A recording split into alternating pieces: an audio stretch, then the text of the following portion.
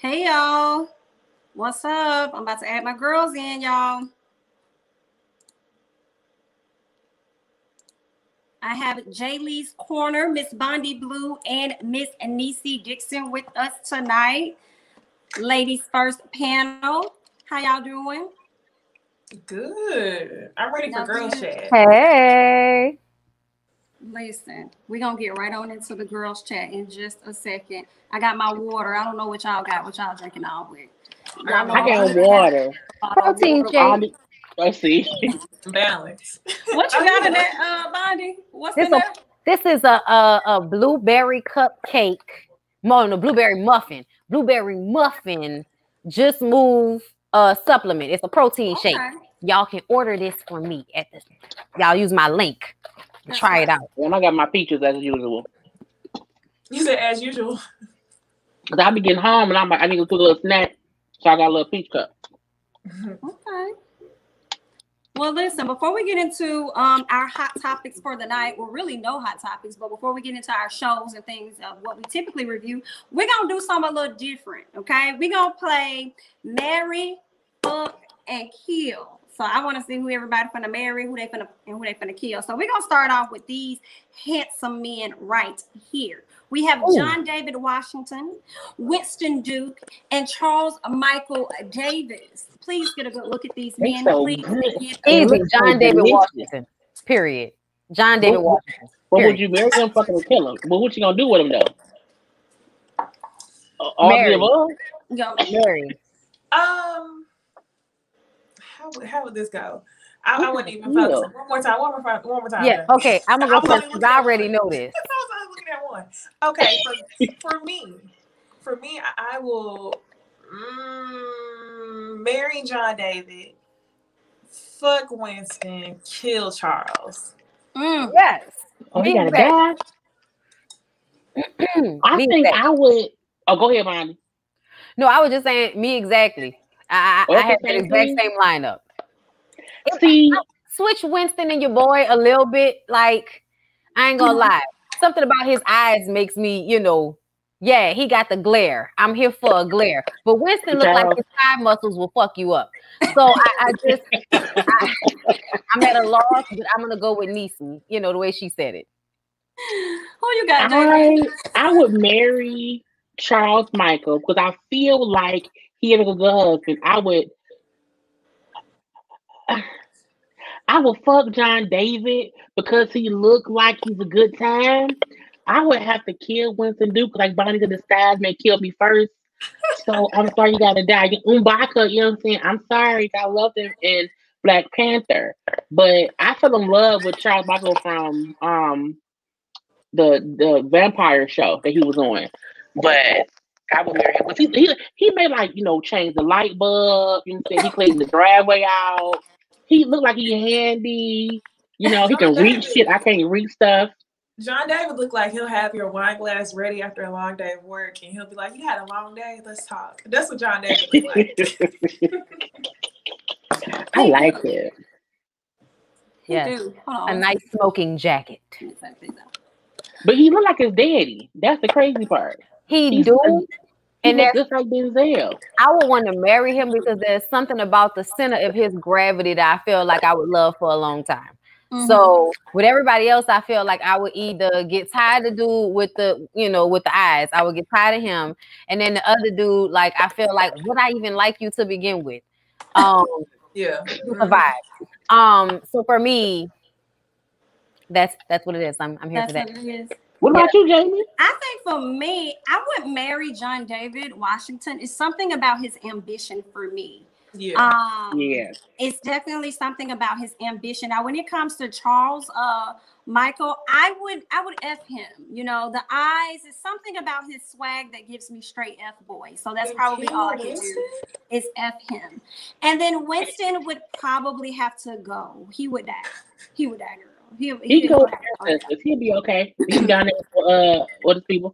I like his big build because y'all know I'm tall, so I like his stature. You tall, DC? That's probably why I like you. Yeah. Oh, really? Yeah. No, all my girlfriends were like 5'10" and above. Well, I say I'm tall. I'm taller. I'm like 5'7.5". Oh, that's taller. Yeah, everybody's taller. taller. So yeah. I'm about to say I'm 5'3", so everybody's taller than me. Yeah, I'm with I'm Bonnie. 5'2". Oh, Bonnie's always short like that. Yeah, we short like I'm that. 5'2". Wow. I seen Jamie on her picture, like when she was out there newscasting, and I was like, yeah, Jamie looks short. Short.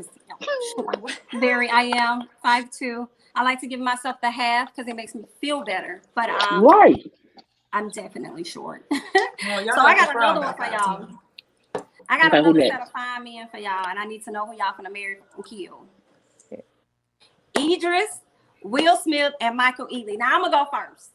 Please. Because I'm marrying Will Smith hands down, okay? Because I told y'all it's all about the ambition for me. Michael, I'm gonna be all up on Michael, okay? I'm definitely gonna smash that. Idris, it sucks, but I'm gonna have to kill him, unfortunately. He got the rest of peace. I would marry Idris because again, he seems secure, like he can secure the house and the home and the children and all that. And it's something about I like his accent. That's just amazing to me. I would definitely fuck Michael Ealy. I would have to kill Will Smith, because I just would. Because I don't know why I just would kill him. Because I'm like, because he Will Smith. I'm like, oh, okay. But Idris, his accent and then Michael Ealy eyes, I would just have to do something with those two and then take Will Smith out. My sentiments exactly. I would marry Idris. I would hunch Michael Ealy, and unfortunately, I would have to kill Will Smith. Love you, but it's more like a brother vibe. Like, he reminds me of my brother in a way. Like, they're around the same age and shit. So yeah. Got it. For me, it's marry Idris. Fuck Will. Kill Michael Ealy. And the reason why I say fuck Will is because him and Jada, they just seem so out there. I'm pretty sure it would be an experience. It'd be a throuple. But I wouldn't want to marry him because ain't nobody trying to have no partnership like what they talking about. Okay, that makes me want to rethink my answer, because if Jada is included on this, then I would definitely switch Michael Ealy. Hilarious. Sorry, but yeah, no, I wouldn't pass up on the opportunity. I don't think everyone wants to bang out Will and Jada as it's just like, because you want to know what it hit for. Like, what's going on with Joe Penis? I would just want, like, what happens, because she's so little, he's so tall. Like, I want to see it and then be in the middle of it. So yeah, adding Jada is a different dynamic. Okay. I think it's some good guys on this list. I'm surprised y'all ain't going a little raunchy. You know what I'm saying? I thought about it, but I ain't want to. We should play this game all the time. We should, because it's a lot. I was gonna add in women, but I didn't want to, be like, okay, we don't want to do anything for me, basically. Here you go. No, because I didn't want nobody to be like, because I don't know how open everybody is. I don't mind, so I'll bang her out, but I didn't want to be, too out there. I mean, you ain't gotta really do it. Right. But if you could, you would. I feel like everybody would bang out Rihanna, like, or at least, get in that situation. I would want to watch. I want to watch. I want to watch. I would like to watch Rihanna with somebody. Yeah, I am. I want to see what's going on. We see each other. Okay. All right, I got another set for y'all. Ooh. I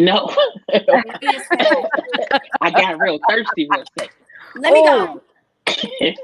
Straight going for Kendrick Sampson. I love how he be out here, fighting for the black people. Yes, okay. I will marry that man. Now, Jonathan Majors can get it all day.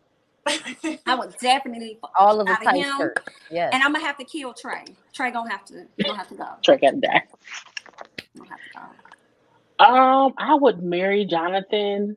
He feels like the best of all the ancestors of yesteryear. And I feel like I love that about his spirit. Even like when I was looking for photos of him, like each photo, like just scream like this strong back, thick man with this big energy. And I like this. I would marry him. I would ever. I would probably. Let me see him again. Because who was I figured you knew it one more time. I forgot. I had a visual of me and Jonathan. I would fuck Trey because his craziness from Empire makes me feel like sex with him would be a whole experience because he's a bit crazy. Yeah, like he may try to kill me a little bit, but I live and I like that sometimes. And then I would have to kill Kendrick to make him be a part of the strong ancestor spirit because even in death he'll protect us. So he can die. Even in death. Oh, that's a love trap. For me, it's gonna be Mary Jonathan. I don't know if y'all seen I think it's like Elle magazine or Vogue. Somebody does like a minute or something like My Day in a Minute or a couple minutes, whatever. He has a segment on YouTube, and I saw him like in real life, and I was like, oh my gosh, I'm in love. And then I found out that he was from Dallas, and I was like, why have I not like ever? Unfortunate. And then it is Kendrick. Okay. He'll try. Oh, Trey gotta die. I would marry Jonathan. I would fuck Kendrick, and I would kill Trey. Trey just dying all over the place. I know all except me. I know dudes like Trey, and they're great guys and all of that. But if we're really being honest about it, Kendrick just gives me, I fuck so much that I'm really good at it. And Jonathan gives me, I will give you every piece of me, including all of this dick. So I'm definitely marrying that person. I'm marrying the person that I'm gonna get addicted to the most, in an emotional way. Mm-hmm. Okay. So I love it. Now this last one may be a little tough for y'all. We fix my cheeks. Y'all sure y'all ready for this last one?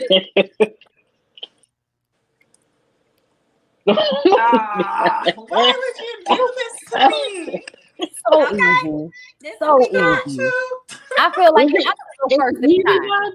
I'm gonna go first. I'm going to marry Kofi Sorobi, and he better hope I don't find him on the streets. I'm sorry, husband. I'm definitely fucking Trey Songz because I'm fucking Trey Songz. Don't spit in my mouth. I'm up for the challenge. And I'm gonna kill Michael B. Jordan just because I feel like I'm not exactly sure what his dick game is about. I'm not sure something about it. And I also don't like, there's something about black men who even get the, that stereotype, even if it's not really who they are. If anybody feels like you only date white women, you ain't the brother for me. So kill your ass. For a reason. Right. Well, I would definitely marry Michael B. Jordan. He gives me like good guy vibes. I would definitely marry him. I would fuck the shit out of Kofi, but Trey Songz gonna have to die. Okay? Because too many women that had that, and he gonna have to go. That's true. I would marry Michael B. Jordan only because he seems so cool, and I think it'd be fun, like around the house or whatever. I would fuck Kofi because I feel like every woman should have him, so he shouldn't be married. Like he should just be he should be community dick. He should be passed around and shared with everybody because he seemed like, what I'm saying, we should all get a piece of him. Like I don't want to keep it for myself. We should all experience that. We should all get a piece of that. So I would just fuck him one time and then pass him along to the collective. And then I would kill Trey because I'm mad at him for that spit thing. I wish he would. If I would have never seen that, I would have married him. But because he got big energy, but the spit thing killed it. I'm like, oh, no, I can't see trading any other way now. Cause you out here spitting on people. You nasty. Some people like that shit, y'all. We saw. I know, but if you like it, like don't show. I don't want to know you like it. Like that's a privately like shit. But you have outwardly like freakiness, and then in the house freakiness. Okay, so I get that, but he was doing something for OnlyFans, correct?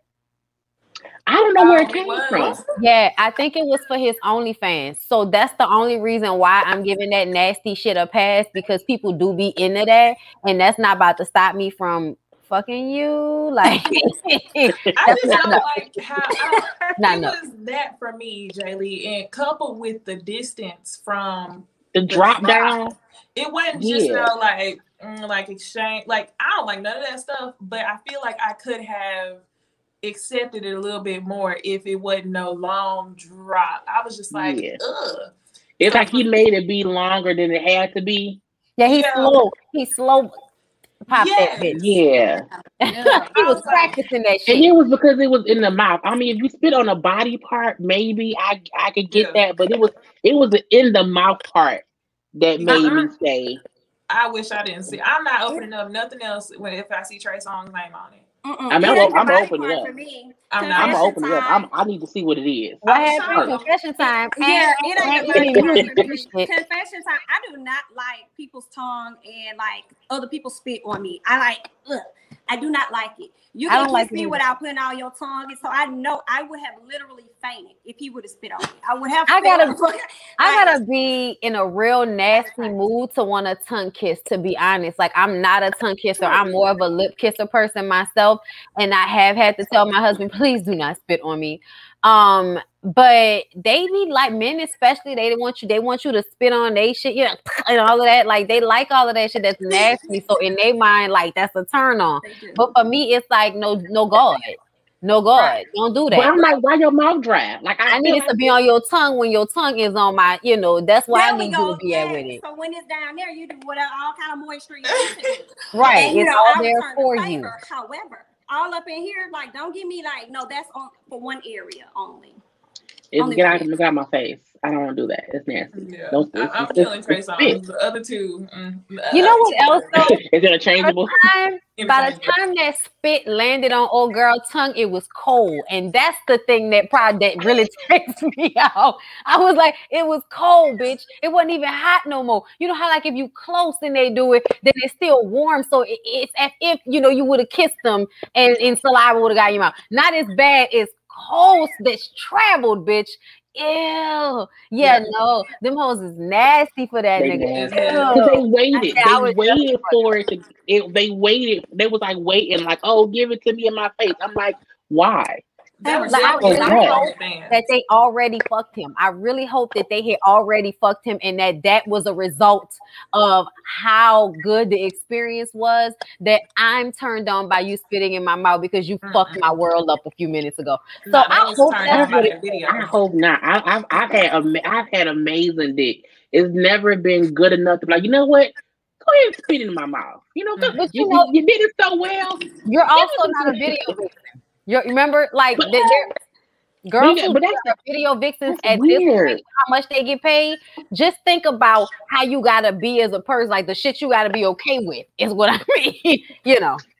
I don't want to see that in porn. Like I feel like I just and they be doing it. I be like, stop doing that white people shit, bro. Like, stop it. We're watching black porn because it does not do the same things that white porn does. And y'all be out here Jada firing it and shit. Y'all know Jada Fire. That's the one black girl that transitions into the white porn all the time because she can scream like a white girl. She had braces for the longest. It was terrible. But she was squirt. Yeah, braces doing porn? Yeah, braces doing porn? Who knows? People in the comments. Who knows Jada Fire? Y'all know this bitch. I know who she is, but I don't know her with braces. I just feel like, how does that? People are into that too nowadays. Nowadays, it's attractive for somebody to have braces because it makes them look younger. Stupid. I know. Well, how I know does grown braces women work? that have had braces for way too fucking long. But can people eat? I'm gonna leave that. We need to see this can go all the way left. Okay, because we about to go down this rabbit hole. I know. I'm like, let me stop. I was like, okay. But at least we picked who we can murder and fucking kill. This is a good game, though. We can pick new people every week. This is a good game. It was a good game. We need to put some bad options in there and make y'all choose. Yes, that's why I was like, I'm surprised y'all didn't put Lil Wayne, Lucci. You know what I'm saying? Some of these other well, which folks. Lil Wayne? Old Lil Wayne and new Lil Wayne? Uzi Vert.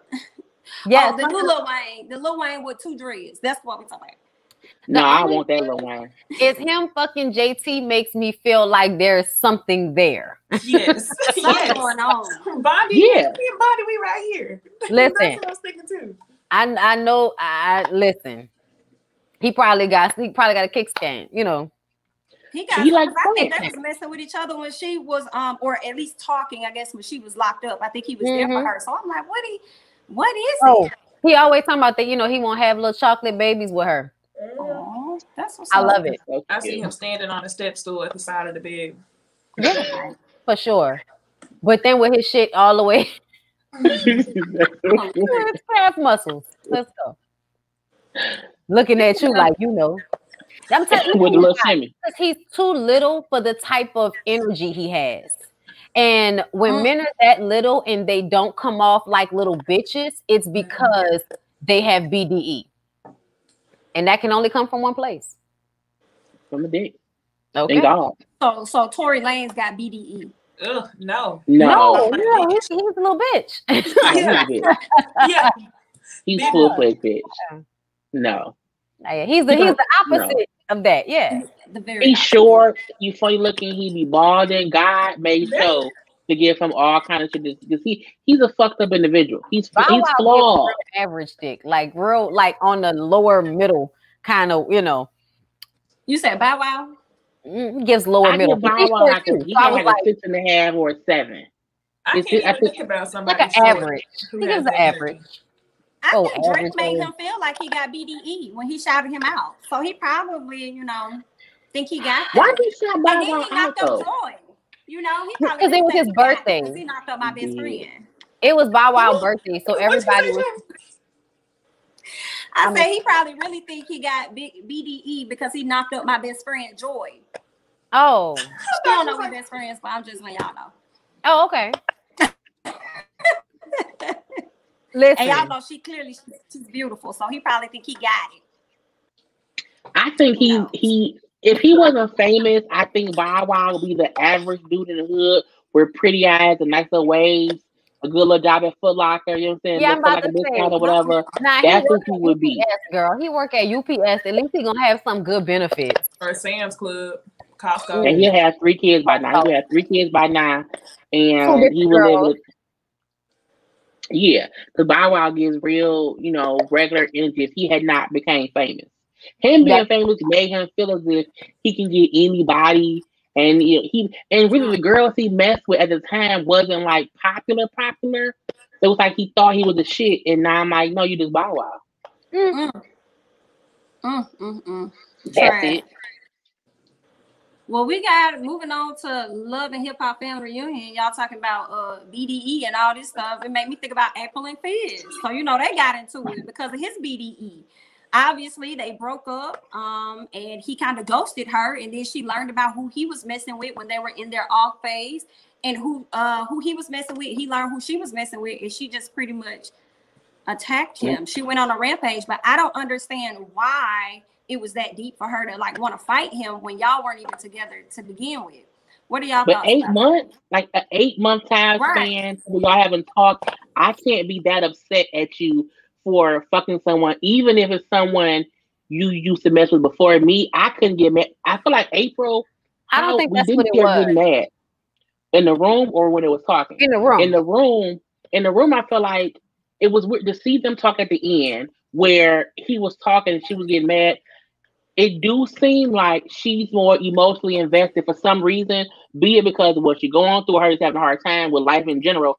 Something within her, that whole thing made her mad. But I feel like if we've been done for 8 months And if you ask me who I fucked and I told you who I fucked, it's not my job to care how you feel about what happened while we were both not together. And you also fucked somebody else.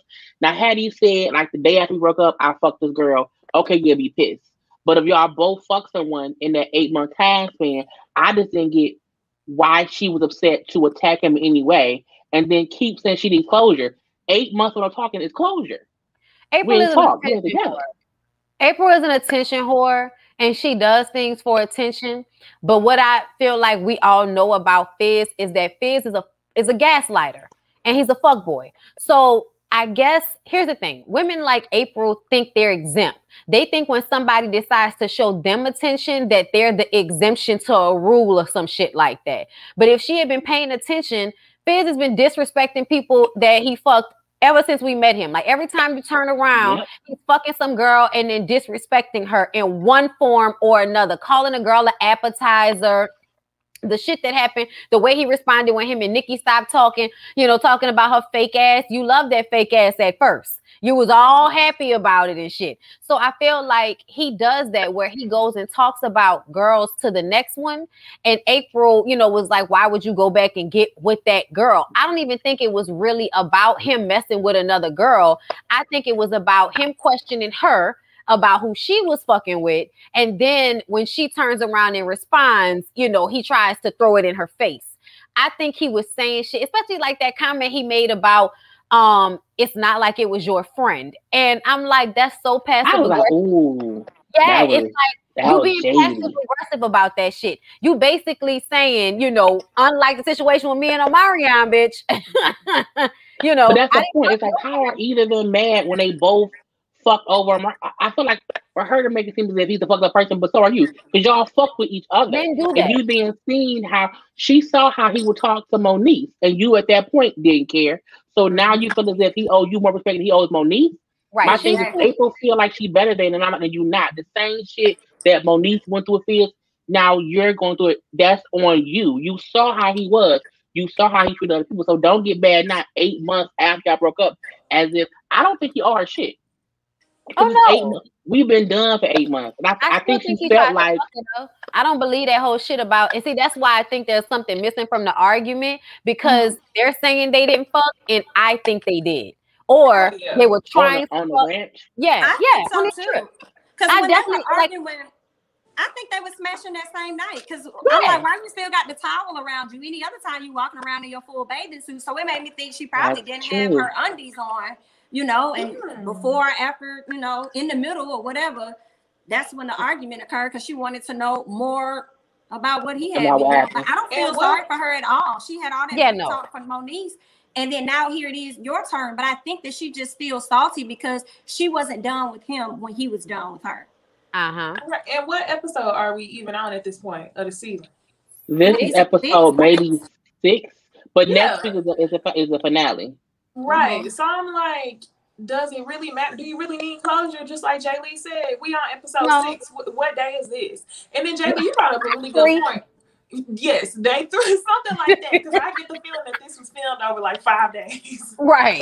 But you brought up a good point earlier, Jay Lee, how you said that you feel like she was taking her anger out in her previous relationships on Fizz, how she was talking about Omarion. Yeah. I feel like anything that she had with Fizz honestly was not that deep.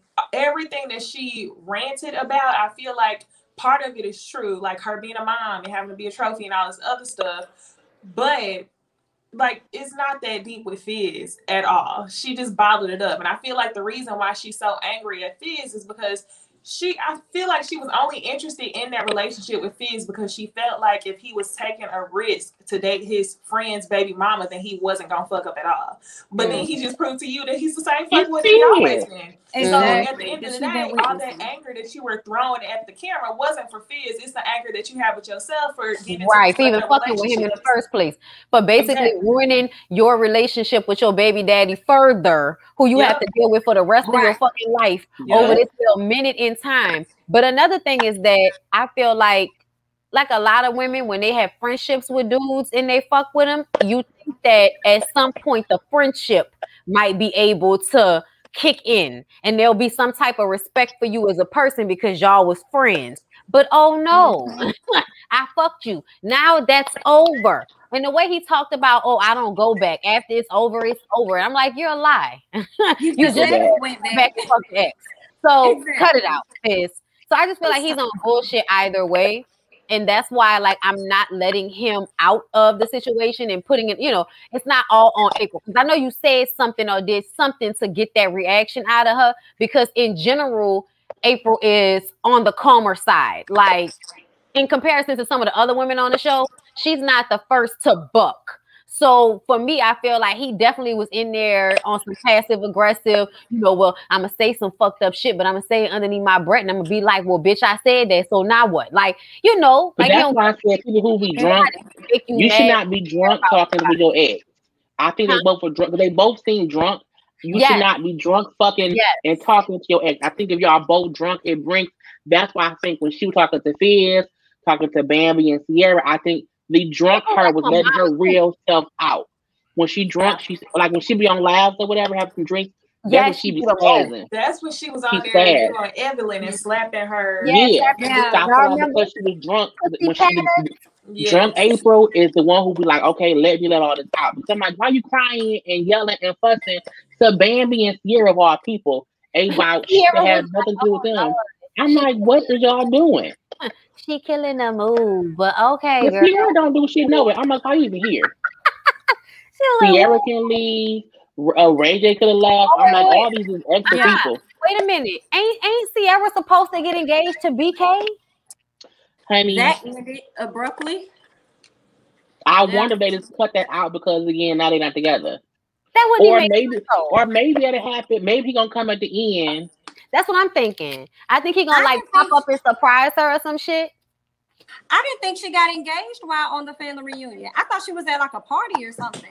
Well, I thought it was. I thought that's what it was because it was like everybody that's on this show right now, I think, was like at that party. And it looked like one of the get-togethers that they be having at that ranch.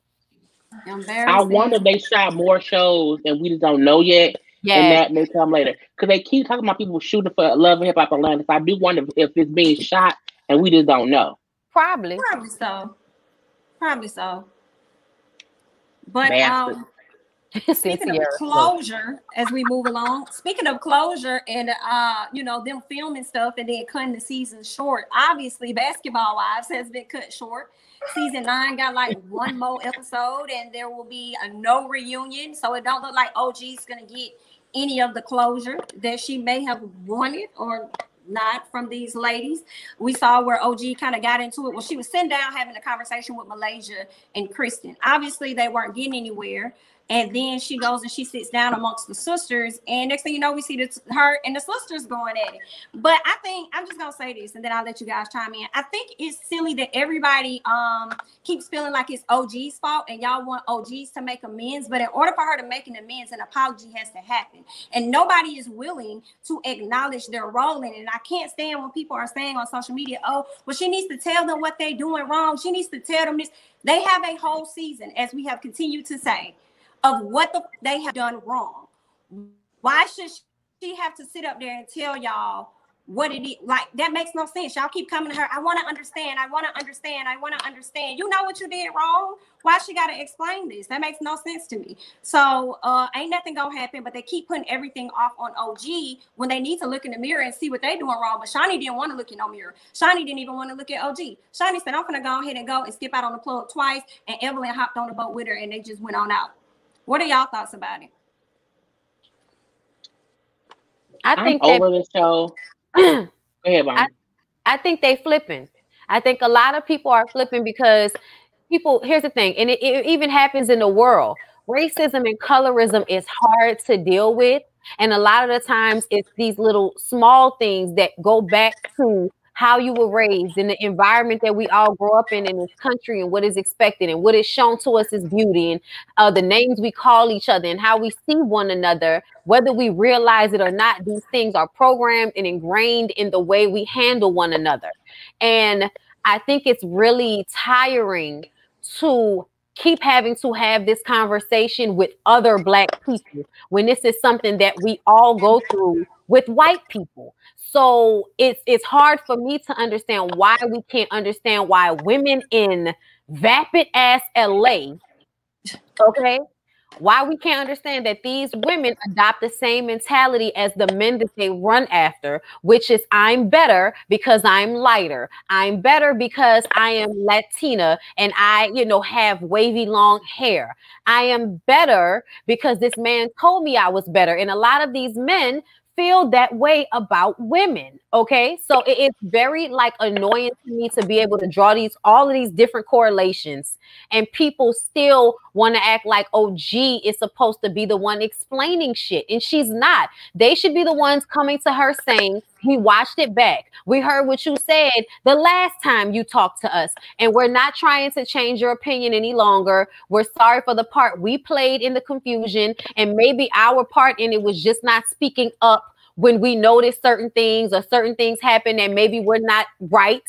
Okay. Like the reunion show, like putting her in a separate house and acting like we're scared and we're uncomfortable. Yeah, maybe that wasn't the right way to handle the situation.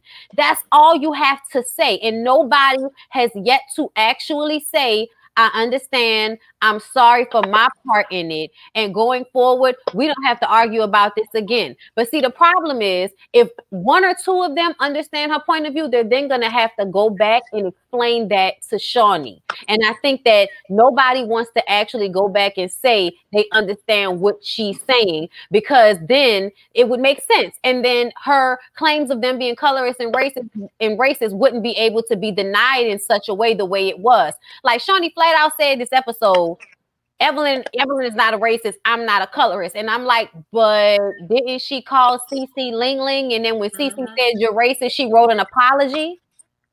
I think everybody realized that it's some bullshit afoot, but nobody wants to be the one to speak up when the main two people, which is Evelyn and Shawnee, won't acknowledge it. So I feel like with Jackie, who blatantly was like, you should just retreat and say, hey, it didn't happen and move on.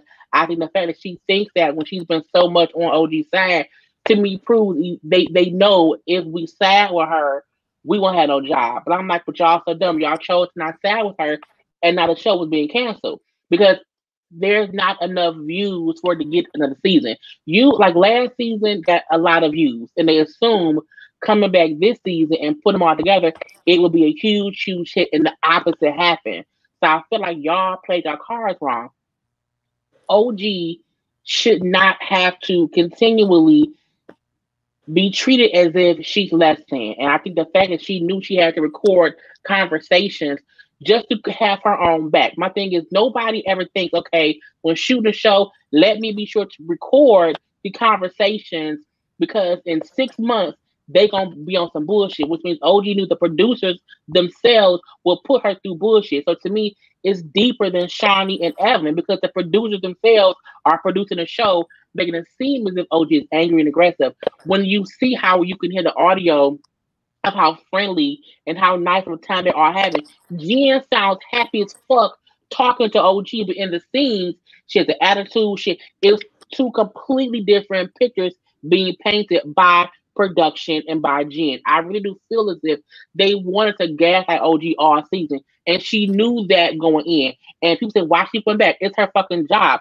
She was under contract to go back, so she had to do that. But she was smart enough to know, let me record shit just in case what I say don't go through. And to hear it was a 45-minute conversation, even though they can't show the whole 45 minutes. The part that they play makes it seem like she's not saying shit. She is mixing conversations with different things. When Jackie said, if you keep moving the goalposts and changing the game and the rules, you can't have this or that. Meaning OG likes to add more shit on to make it seem as if, oh, it's not just this, it's also that. And I'm like, but bitch, she said all of that in a conversation, because it's not just one thing. And I'm like, y'all hoes too old and should be too smart to be that dumb. And it's a shame that a show that used to be entertaining with all the bullshit, it used to be fun to watch, ha ha ha. But y'all have made it where we can clearly see production and Shawnee and Evelyn are okay with painting OG out to be this crazy, aggressive, angry, can't get along with new or old people. And the fact that they showed her and old girl fussing the sister, but on the audio you hear OG say to her, "It's baby steps." That was the answer to the question. What happened? It was baby steps. Yes, she hugged me. It's baby steps. But I don't have to go into detail. I'm tired. Listen, I was listening to that hour-long conversation. 45 minutes, however long the clip was 100. Was a minute long. But I was tired when she was exasperated with them. When she was like, when Kristen brought it back around too. But I still think you're trying to twist things to fit the colorism narrative. It was like, bitch, I literally just said, stop trying to tell me what I experienced. I literally just said that. So I felt like she was just tired of talking about this. Yep. And not just that, but this is not the first time she's had this conversation. Just in this whole experience, she's had the same conversation over and over and over again at length. Like the last conversation was an hour-long conversation. And I'm sure there have been other conversations. But the thing that killed me with Shawnee is like, okay, I'm guilty of favoring my friend. And it's like, you act like that makes it better or something. Like it does not. Like that's it. Yeah. Like, it's just favoritism. And it's like, if it were just favoritism and you liking your friend over somebody else, nobody would be complaining. But when y'all try to make OG out to look like somebody y'all needed to fear, and see, that's the thing. And Shawnee, you did this specifically and more so than anybody else. You made it seem like you were physically scared that OG might attack you, even though OG had never attacked anybody. Evelyn had attacked people. And nobody was scared, or if they were scared, nobody gave a fuck. And she was still at the reunion show. She was not separated. That right there, y'all. That one example, colorism. They made it seem. They took OG's main point was y'all making it seem as if I'm aggressive. Y'all should be fearful of me. I think they kept making that less of OG's point. That was her main point of them making her seem aggressive. And they kept getting on everything else. Well, answer these other questions, which makes OG because of stuff, which takes away from the point of y'all put me on a different stage because y'all was scared of me. They won't even address that. And I think they're doing that because if we get to that point, they'll know they don't have to extend on. They don't address a lot of shit. They were going about this like lawyers, basically. Anything OG said wasn't solid enough for them. So whenever OG actually start giving examples, then all of a sudden y'all want to say, okay, she's crazy. So y'all don't want to approach her because y'all don't want to, get yourself caught up in some shit that you actually doing. And I feel like Shawnee's role in this is, if you're silenced, you're on the side of the oppressor or whatever. Shawnee is doing these moves behind the scene. We all know she was responsible for OG sitting separately, but she feels like since it wasn't anything that she blatantly said, then of course she couldn't be colorist. Okay, but you're siding with your friend who's doing colorist shit, who has said colorist things in the past, not just about OG. She said the shit about Cece. They played the clip of Shawnee like, oh, you can't say that. Yep. That's all she said. That's what I wanted to highlight about when Shawnee was leaving the house and Evelyn was like, I'm gonna leave with her, we're friends, we ride for each other. I feel like that's another reason why Shawnee would not have a sit down with OG, considering the fact that Evelyn does have this lawsuit on the table. So if Shawnee was to even admit to anything, then it could debunk the lawsuit that her close friend has out on the table against OG. The other thing that really kind of bothered me a lot was Jackie trying to make OG change her stance. Like asking her, like, are you sure it wasn't this? Like trying to get her to like, girl, the audacity. So that made me feel away because it's like you trying to save your coin, and I didn't like that at all. That really pissed me off. And why nobody brought up? OG got up and just walked off. I said yes. I wouldn't say nothing. I'm good. I'm mad nobody brought up Jackie's previous colorist situation, because when they brought it back to Shawnee and them, they were like, Jackie. And it's like, bitch, you were the one that read the book that Jackie's daughter wrote about how she was treated differently because she was dark. I was like, bitch, you read it. Because that'll add to the whole point of OG's point of everyone here has a colorism issue. And they don't want to, if any one of them admits anything of the past, it brings forth OG's point. And that's the bad part that no one wants to see. We all have seen time and time again. And Jackie, when she kept saying, you sure it wasn't favoritism? Like when when OG kept saying, no, I'm not going to, change my stance and say it did not happen. And Jackie kind of getting mad at OG pissed me off. Like, she did not, Shawnee and Evelyn never talked to OG, never saw OG. So for them two to be the two to leave, if anything, Malaysia and Christian should have left because they were the ones who at least did talk to her and have whatever conversations. They could at least be like, you know what, this is too much for us because we talked to her. Yes. But the two people who did not talk to her left, to me, is dumb. And Jackie making you see what you did. I'm like, no, bitch. Shawnee and Evelyn left because they don't have to be there. Exactly. They didn't want to be there, and they can leave. And they feel as if we want to leave, we can, and y'all can't do shit about it. And when Malaysia and Kristen then text OG, not OG, text Jackie that okay, they left, so now it's over, and we then see they some people leaving or whatever. I feel like they never came there to fix shit. They came there solely to gaslight OG and make her feel as if everyone is against you. We even brought in 2 new girls who was also against you. And I feel like, they brought them girls in on purpose. And OG posted all the receipts of how that girl was reaching out to her. My thing is this. When Furby said, dude, Lance, fuck everybody. Okay, she's just one of the ones he fucked. Why would OG reach out to one girl and not reach out to all of them? If he's free for all, like, why would she go to that one person? How did she get to the one person who you admit that you've talked to? What was the receipt bullshit. that she posted? So it was vice versa. It wasn't that OG reached out to Nia and Nia reached out to OG. Yeah, so OG posted text from back in November because allegedly a friend of curly hair girl reached out to OG and OG's publicist at that time, trying to get OG to talk to her. And the text message from OG and the publicist was like, back then, remember she called and did that and that? And they said, yeah, she kept reaching out. We kept telling her, no, that we don't want to do that. And the girl wanted to come on the show to get into with Furby. And OG was saying, no. Now, she did say she talked to the girl one time because someone gave the girl OG's phone number, but OG thought it was a friend of that did it. They had one phone conversation where the girl was like, yeah, I'm coming on the show. I have this and that against Furby.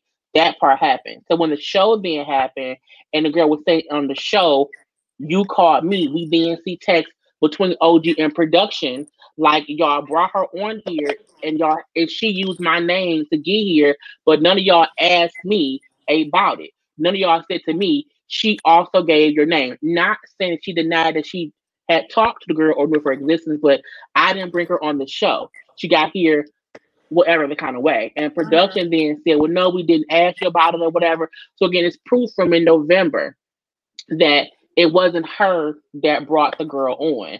And so you then see like an incoming phone call from the girl to OG's phone. And the PR person also like reposted it saying like that did happen. But I feel like I said to my thing, OG at that point in time last year or last season did not have the power to bring on a random girl to a reunion to talk about Furby. Furby was still new too. OG was still new as well. She didn't have the power to do that. So to me, OG wouldn't have done that. And also, Furby wasn't OG's main nemesis. It was Evelyn. So why would she bring somebody on for Furby? It didn't make any sense. So I feel like my thing was, I didn't believe OG did that at all because OG had been handling them hoes for a while. So why would she need to bring anybody onto the show as backup when she's been handling them and they the ones that's been afraid of her? So I was like, I couldn't even read all the messages Nia tried to post. I said, I don't even know what this is, girl, because it don't even make no sense. I didn't see her stuff at all. I didn't see OG stuff that day. What also made me realize that it was for a check is because whenever Jackie was trying to convince OG to just follow the script, OG didn't want to follow it. Then they found out that the two, Evelyn and Shawnee, was leaving. And then Jackie said, see, I told you to talk to them. And then OG's response was, well, I told you that I would talk to them. And I don't think that she was like, well, I told you we would squash beef. I think she was saying like, I'm sorry, your check is cut short. But I was here for dialogue. They were not. So I think that's what she was trying to say. And somebody put in the chat that OG who refused to use Chad as her storyline to go against Evelyn would agree to get me on the set to set up Furby. Don't make no sense, right? She didn't use Chad Ocho Cinco against Evelyn. She kept that to herself all season. Why would she go at it Furby? Furby really is a nobody in aspects of the show. Like we don't. She was on this show via FaceTime, girl. And I feel like they wanted Furby on the show to fuss with Curly Hair Twin. They did not plan on Furby having to be away because of COVID. I think their whole plan was to have them all beef about it. And when Furby didn't make it there, they had to come up with a plan B. Okay, now have the twins beef with OG. Yeah. Right. Do you guys think with them cutting this season the way that they did, do you feel like this is just a pause in the season and they'll be back at a later time? Or do you really feel like it's a wrap? Because I'm starting to think that it's a pause until they sort some things out, and then they probably gonna try and bring it back. I won't be here if they do. I don't know what else they can do because they didn't accomplish anything. I'm tired. Nobody. They're gonna spend more money than they make if they try to bring this back for a part 2 because I don't give a fuck, honestly. They're not talking even about the ones who reviewed it. Yeah, even ones who reviewed it, even our reviews got more footage or more views than the show because people don't want to watch the show. Everyone watches the reviews. All y'all's reviews. That's sad. Both in the show. I'm happy it's off. I'm happy it's gone for right now. Yeah. Me too. I ain't even really been putting no reviews out about it because it's just been like trash back to back to back. But that's a wrap on Basketball Wives. I guess we'll move on to Miss Adelia. Delilah. I said that wrong. Not Adelia. It's like a whole new language. I thought you just had to be the same thing. I was like, is that how you pronounce it? It could be. I thought it was Delilah. Oh, yes, and before y'all get into it, before somebody be like, why you need to talk about Delilah? Why she just sitting there? I watched part of the episode, y'all. Give me the weekend to catch up. See, I like this show. I really like this show. I think it's new and fresh. Yes. It is. And I didn't know that the creators of Greenleaf, and I don't watch Greenleaf, but I've heard a lot of stuff about it. A lot of people are into Greenleaf. They are part of creating this show. So I'm like, it must be, going good. But I did a poll on my channel, and a lot of people not watching it. That's really? I think because when they first talked about it, because I watched Greenleaf, I reviewed it too. But when Greenleaf had their series finale, they kept promoting this Delilah show, but no one knew what it was about. No one knew anything. I thought it was going to be a kind of a spinoff of some pop-out character from Greenleaf. So I do feel like they kept it so secret that people didn't know it was coming. And usually with they do these big rollouts for these shows, and you see all kind of stuff. And this kind of real low key. Now, it's a great show. The casting is great, even though it's like a little not murder mystery, like a little mystery show. It keeps my attention. I'm not bored with it. I don't want to review because it's just too much going on right now.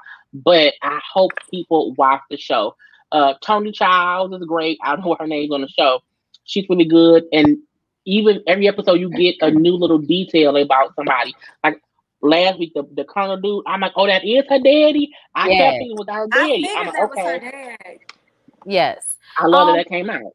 The brother is infuriating. This episode, like the way he's resigned to deal with his wife being at the house with this muscle-bound dude, not taking care of his kid, and then the attitude he has with Delilah, like she's not the one sacrificing and spreading herself and her resources thinner to be there for his child because him and his wife can't get their shit together. It's really exhausting, and it makes me so mad. And then her ex-husband and whoever this little bitch is that he messing with, I was talking about hang up the phone. Bitch, I can't wait for you to get pregnant by him so he can ignore your phone calls and act like you working on his nerves when you just want him to be there for the fucking kids and give you your $200. Okay? Girl, oh my God. So far, and it sounded like she was the same girl he had been messing with in his marriage. Right. Yeah.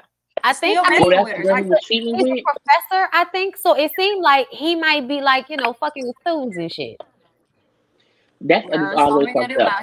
But when the brother was like, go get my kid, I was like, she's been helping you. Like, how you mad because she's telling you that your wife owns some bullshit? Like, y'all left your son with her. because you somewhere, getting healthy. I get that, but again, you want to push your wife to be a mother, and you pick your sister like, why the fuck is your wife at the house with y'all friend? They fucking. You don't believe me that Period. you can't get mad at her for that. It do seem like his wife is fucking that man. Mm-hmm. I Or she believe like it, the way he he came to that pimping girl. her or something. Something ain't right about it. And then like the overall story, I'm still trying to gauge that, because ultimately we know the girl who she's defending. I didn't forgot the lady name. The lady who she's defending, Leah. Leah, yes. Yeah. We know Leah fucked that man. Okay, we don't know Yeah. the severity of the fucking, but we know that it happened. Okay, and we also know that them people probably killed that man last episode. So I don't know how this is all going to play out, but I'm wondering if this is going to be the storyline consistently throughout the whole show, or if we're going to have different cases that she's gonna every episode or something. Maybe Yeah. every season could be a different court case. But I like the new assistant girl. Me To me, too. she seemed like she wants to do a really good job, even though the other assistant girl kind of don't like her, come in her space. I get that when a new girl come in, but something about her makes me feel as if she really is there to help. She really wants to help and do good or whatever. Like how she kind of functions in her office. I love her energy. She's a little spunky girl, and I love her on the show. Even though sometimes I think she's also comedy relief because how she acts is funny to me.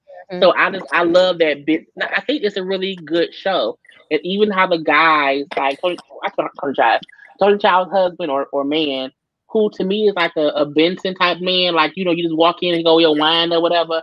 I'm like, what else he do? What else he do? I don't know, but I like this show. I think it's a good new show, and I hope people really do watch it because it's really good. I think that they keep talking about the little boy at the park. Like from the bits and pieces I've been watching, she keeps saying, "Don't go to that park," and he keeps going, saying, "Well, at least I'm being honest." And then she talked about some kid, something happened to him at the park, and the dad's all like, "Oh, well, he's not this boy." So I'm really nervous because I'm like, I really hope this little boy don't get caught up in no trouble or brutality or anything like that. Because that little boy comes off like he's rebellious anyway. I kept thinking I kept feeling like, is he a different kind of kid that she's scared because a different kind of kid he may get hurt? So I was like, is he trans? Could he possibly be gay? Is she trying to protect him from other people who might try to attack him for this being himself?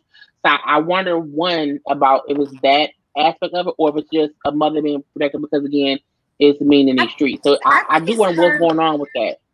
I think it's her being protective because I think that's what she yelled at her dad or somebody, that she was trying to protect her own son from being shot down by the police. So I think it's just the protection mode that she's going into. But I kind of feel like, well, dang, he got a whole lot of freedom to be coming in whenever he wants to at the age that he's at. What's going on with that? But when y'all spoke on the show of like wondering if this is going to be the storyline for the rest of the season, I'm thinking it's going to be different layers we're going to find out about. Because when the assistant sat down, she opened up about the radio equipment. She went through those files and she found out about radio equipment. And that was like another layer. So like in addition to the lady cheating, so we have the murder, we got the fact that she was messing around with old guy, and then we're finding out about some radio things. So I feel like it's going to be a layered situation.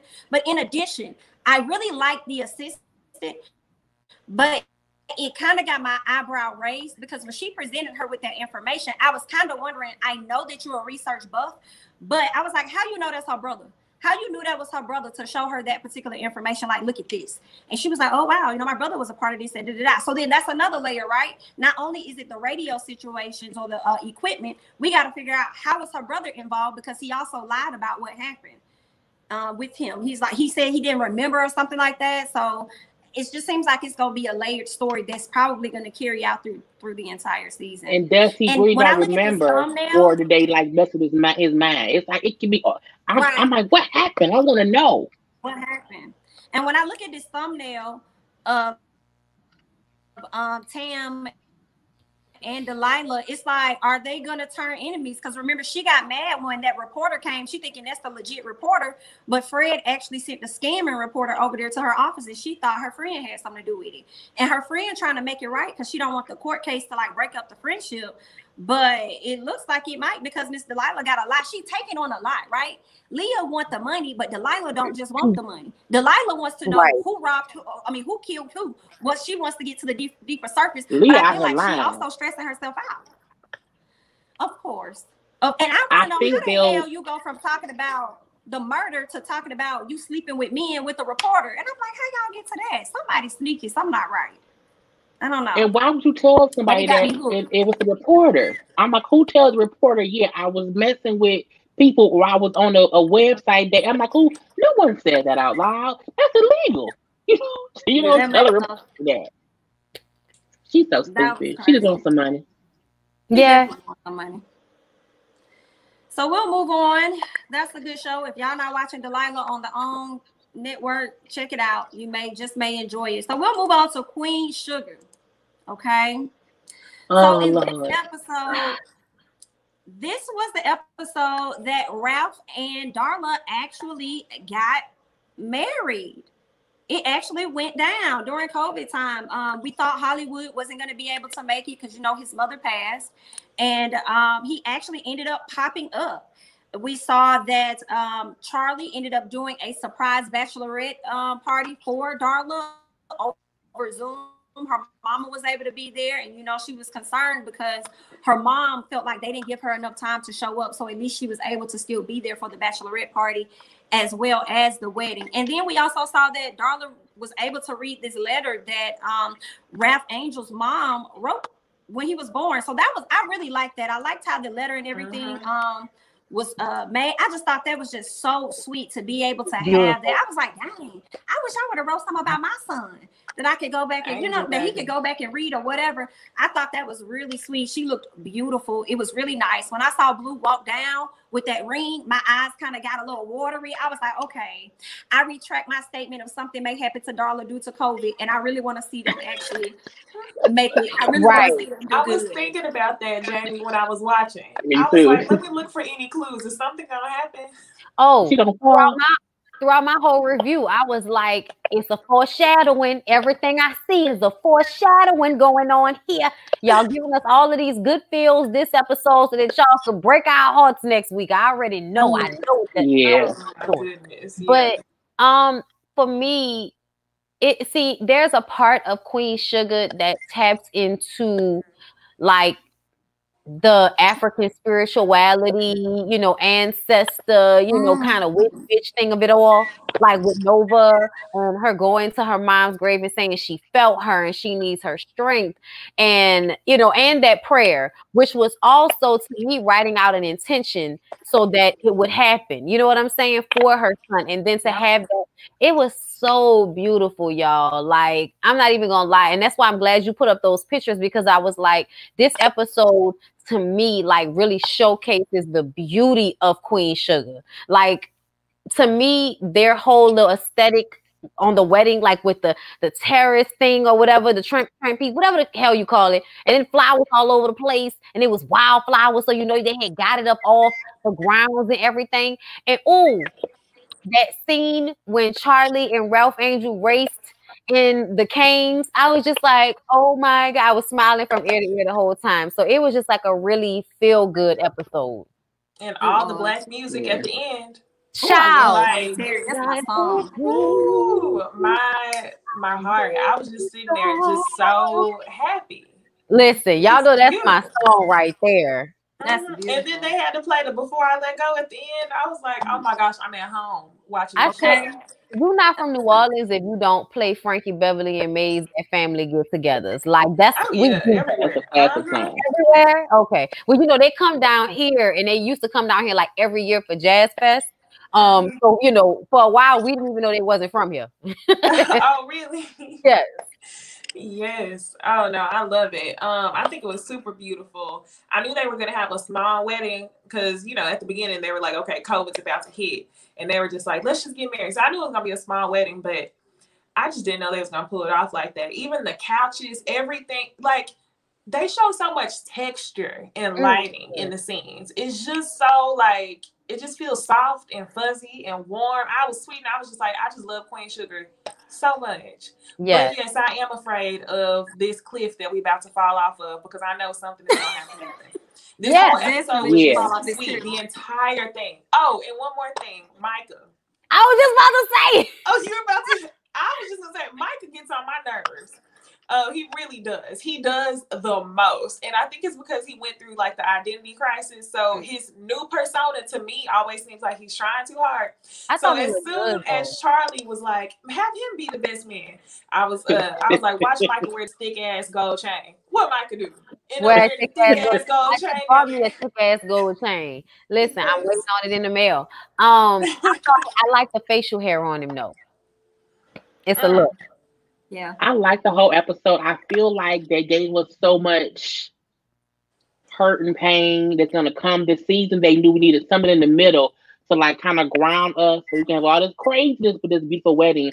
I also feel like they let people see that you can still get married in the pandemic. Like you don't have to have this big giant wedding to have a beautiful ceremony and have love and family or whatever. Yeah. Because some people want to have this big to do or want to put it off if they can't have what they want. And showing how, the family was there, they had clothes and food and family and friends. I love how they showed that too. And Blue being happy, him being a thing, Blue even seeing the bond between Charlie and Ralph Angel grow even more with them in the cane field running or whatever, and them looking at each other, I love you, I love you. I don't think we ever heard them like just stop and have a moment as sister and brother to say I love you. That was great for me too. I love Hollywood realizing saying I can't sit and wallow in my mom's death because as I say, like your mama lived a great life. Like she lived her life and she made her way on this earth. So don't you sit here and kind of feel as if like something didn't happen the way it was supposed to. And him realizing that and coming back home, like to be with her, like you all I have now. I'm like, oh, because that they have each other. So I love that whole thing. Even Nova and Calvin being loving in their own way, and him asking her like, "Can you see yourself marrying me?" Because they in love and together, but can you be with me in marriage as this interracial couple that have things or whatever? And her was like, well, let's discuss that together. Meaning, yes, but still, let's talk about it. And when I seen the preview for next week, I was like, man, look, I didn't cry at all this episode. I thought I would, but I didn't. But I'm like, next week, I know I'm gonna cry. It's triggering something like I feel like that's why they gave us such a great feeling this week. Because next week we're gonna all be like, shit, really? Like to see, Blue and his like the preview to me showing all of their emotions. I'm like, okay, that's why we got this amazing wedding today because it's gonna drive us crazy next week. It was such a great wedding, girl. Don't watch it though. Just wait for it. Just wait. Oh, cause you next week too. Oh, yes. Oh my gosh. I'm not ready. But it was a great episode overall. I think I was scared somebody might die or it was like a dream sequence, but to see they put forth this Queen Sugar wedding because we've never had a wedding besides when Hollywood got married, but even that wasn't this promoted or whatever. Like this was like Darla and Ralph Angel is together. And when I saw the poster, they had like them when they first met in season 1, and he was all scraggly and just looked a mess. And she was still like drug addicty a little bit or whatever. And to see how great they are now. I don't know the word for it, drug addicty. But it was cute to see how they came from point A to point B. So I loved it. Yeah, it was good. I was really glad to see Hollywood come back so he could be around love and stuff. So I was really happy to see that. It was a good episode. I enjoyed it. Especially whenever they start talking about, are you nervous? And Ralph Angel was like, nah, I'm only nervous about things I'm not sure about. And then they show Darla, and Darla's nervous, but not because she's unsure, but because she struggles with accepting some of the failures that she went through. So I was like, damn, y'all got me in my feelings. It was beautiful. It was. Yeah. It was. Okay, I guess we'll move on to Sistas swiftly. Okay, so we open up with Miss Andy, honey. Andy done got back to the office because she got this ring on her finger. She got to go to work. She want Gary to come get it off. But who she bumps into is Jasmine, Gary's wife. They ain't getting no divorce yet. I thought they were divorced. That's what I thought, but she showed up telling her, girl, I got this ring on my finger. She ready to fight, throw them hands still after all she put this man through. and she's still out here. I guess she just don't want Andy to have a man in general. Like, if I can't have him, you can't have him either type thing. But Andy see these two other ladies with her, and she's still trying to go toe to toe with words as if she wasn't gonna get slapped and jumped, which she did.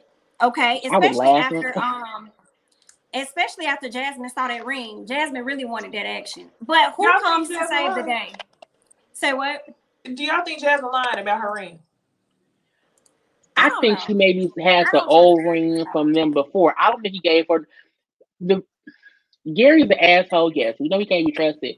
But I do believe that he loved Andy. I do believe he don't want that lady. So I do feel like she may have had an old ring that he gave her and she's just still wearing it. Because again, she's like, I gotta eat.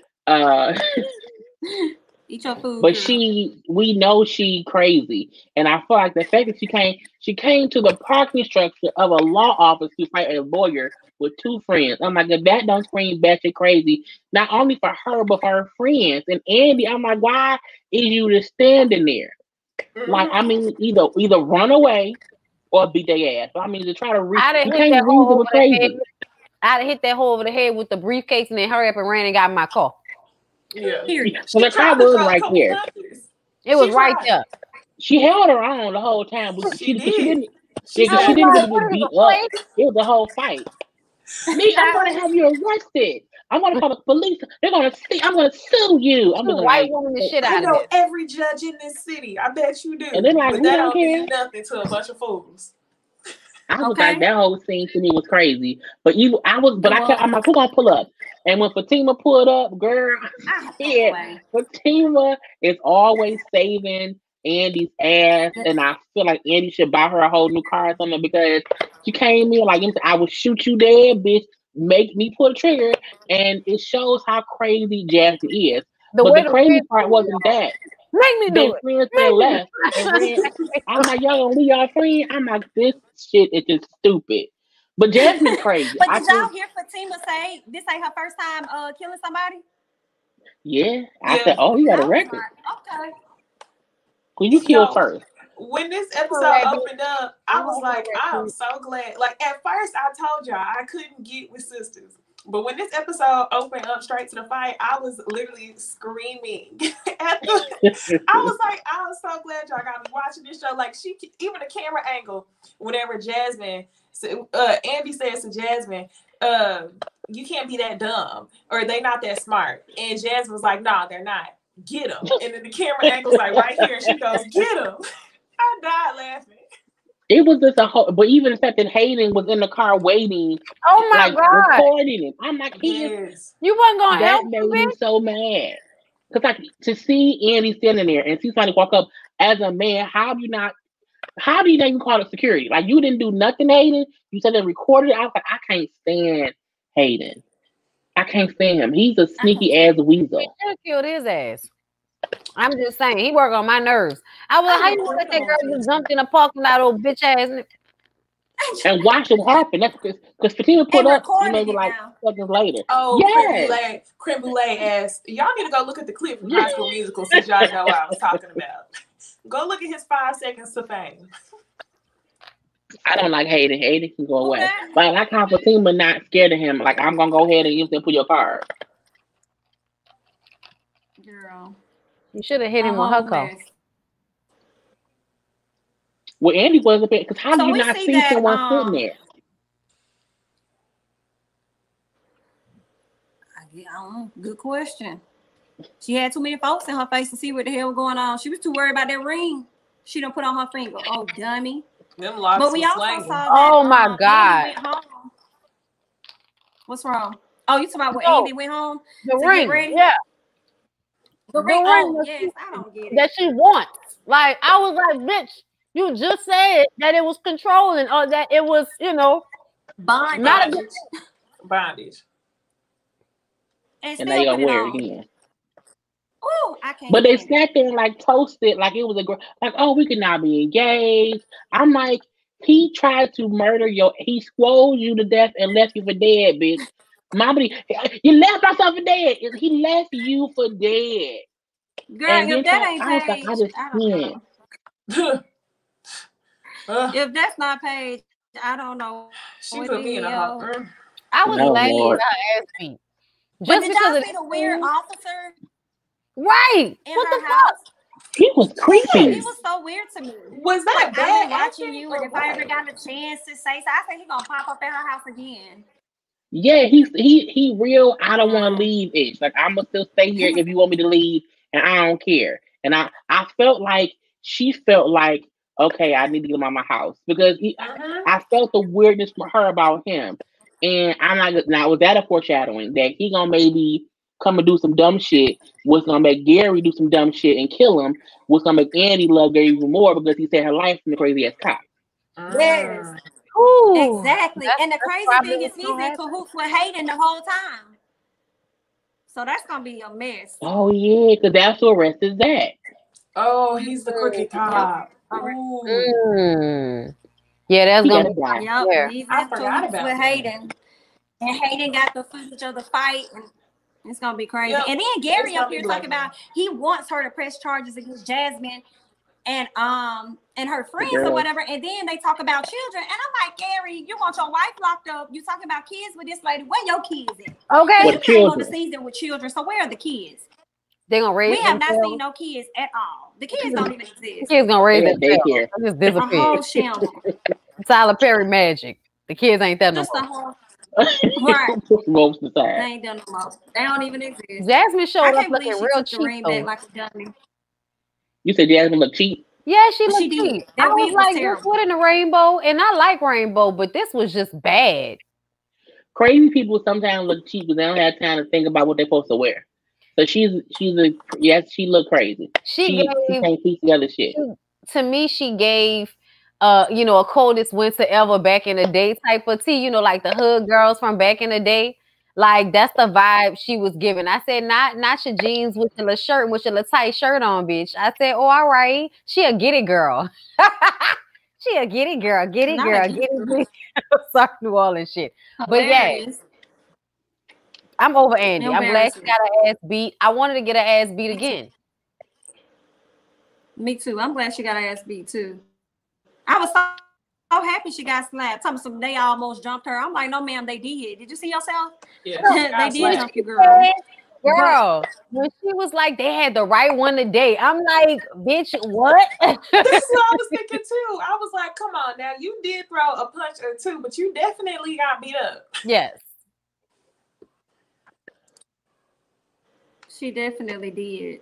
And Fatima, when she asked Fatima why you got these guns, Fatima said, oh, well, I'm a single black woman in Atlanta. And I'm like, girl, you got their gun for more than that.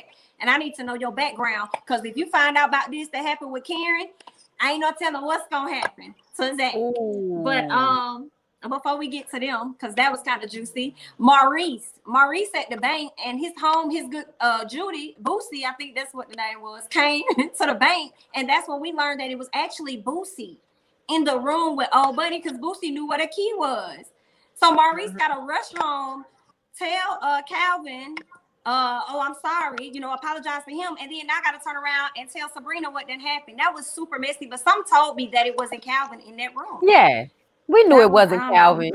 I knew it was gonna be some Tyler Perry magic. Character we ain't never seen before. All of a sudden in the room, like he was supposed to be in. Like I was like, how the fuck you go in somebody's room and don't realize all these clothes and shit that's in the room? Talking about I didn't know you had a roommate. What? Who goes to somebody's house without telling them? Like, how do you not even say like, hey, I'm coming over with a guest and I need what if I would have came in and shot you because you're in my house? Now you did. Also, the friend shoulder, look, with the cut off with the shirt and the shoulder, the one nipple out, and a soft ponytail, bitch, with the hair hanging. I was just like, you know what? Get the fuck out my bank. Like, get out of my bank with this. And when I'm like, how was Maurice always fussing with people? I'm like, why he not fired? Like, at what bank you yelling a fuss at your friend? I want all my money to the bank. I'm gonna leave. This bank too ghetto. There's always some bullshit in here. I won't be here. Never. Jabari too. I like you Jabari. I'm tired of Jabari weird ass. Maurice is hilarious to me. When Maurice told Calvin, "You sure you don't want a little bit of booty before I?" I was like, who said that? I was like, too much. Girl, that man is crazy. And he just kept going with. I'm like, And the but way even he like laughed, having he like, tried to... Go ahead, Jamie. It's a delay. But I think Calvin and Maurice talking or whatever, and Maurice, not Calvin and Maurice, when Maurice and Sabrina was talking, he kept, girl, you ain't gonna believe what happened. I'm like, that's not funny, Maurice. Like, Right. but he kept, it made me laugh because he was so like, it's so funny. I'm like, no, it's not. Like, not at all. Because I kept feeling like Maurice is so nosy. Why did she never say, did you see Calvin? Did you really hear Calvin? He like, but it wasn't Calvin. I knew, I should have known the whole time. But I also don't want Calvin and Sabrina together. I'm tired of the whole, you could be gay, I think you gay, you not gay, fight they keep having. That I'm over. Either. So when she walked out to do whatever, I felt like, please don't walk out and go talk to Calvin. I don't want to see y'all talk. Danny was perfect this episode. Danny said, I'm tired of this bullshit. I said, I felt that in my spirit. She was like, you know, you don't want this man. Leave it alone. Leave it alone. Leave it alone. Just like, let it go, bitch. Damn. Agree. You don't want Calvin. That's why I was okay. I'm okay with them not being together because she's so indecisive. She does not want him. So, yeah. And I don't know if she even really wants the dude at the bank either. I think she just wants somebody to have for this time. She just wants somebody. She really want him for real. She probably want to smash. Yeah. And that's it. So we'll see how she that should fuck him goes and with leave their it alone. relationship. She should fuck him. She should fuck him. She should. Absolutely. But I want to know what's been going on with Danny because I feel like Danny has been more serious lately. But we ain't really been seeing much more of the dynamic between her and her boo. So I wonder what's been going on in her home life. Because some part of me is she's been serious, but on the other flip, she's been exhausted. So it's like, are you exhausted with home life or are you exhausted with your friends' BS? And maybe it could be both, but probably friends' BS.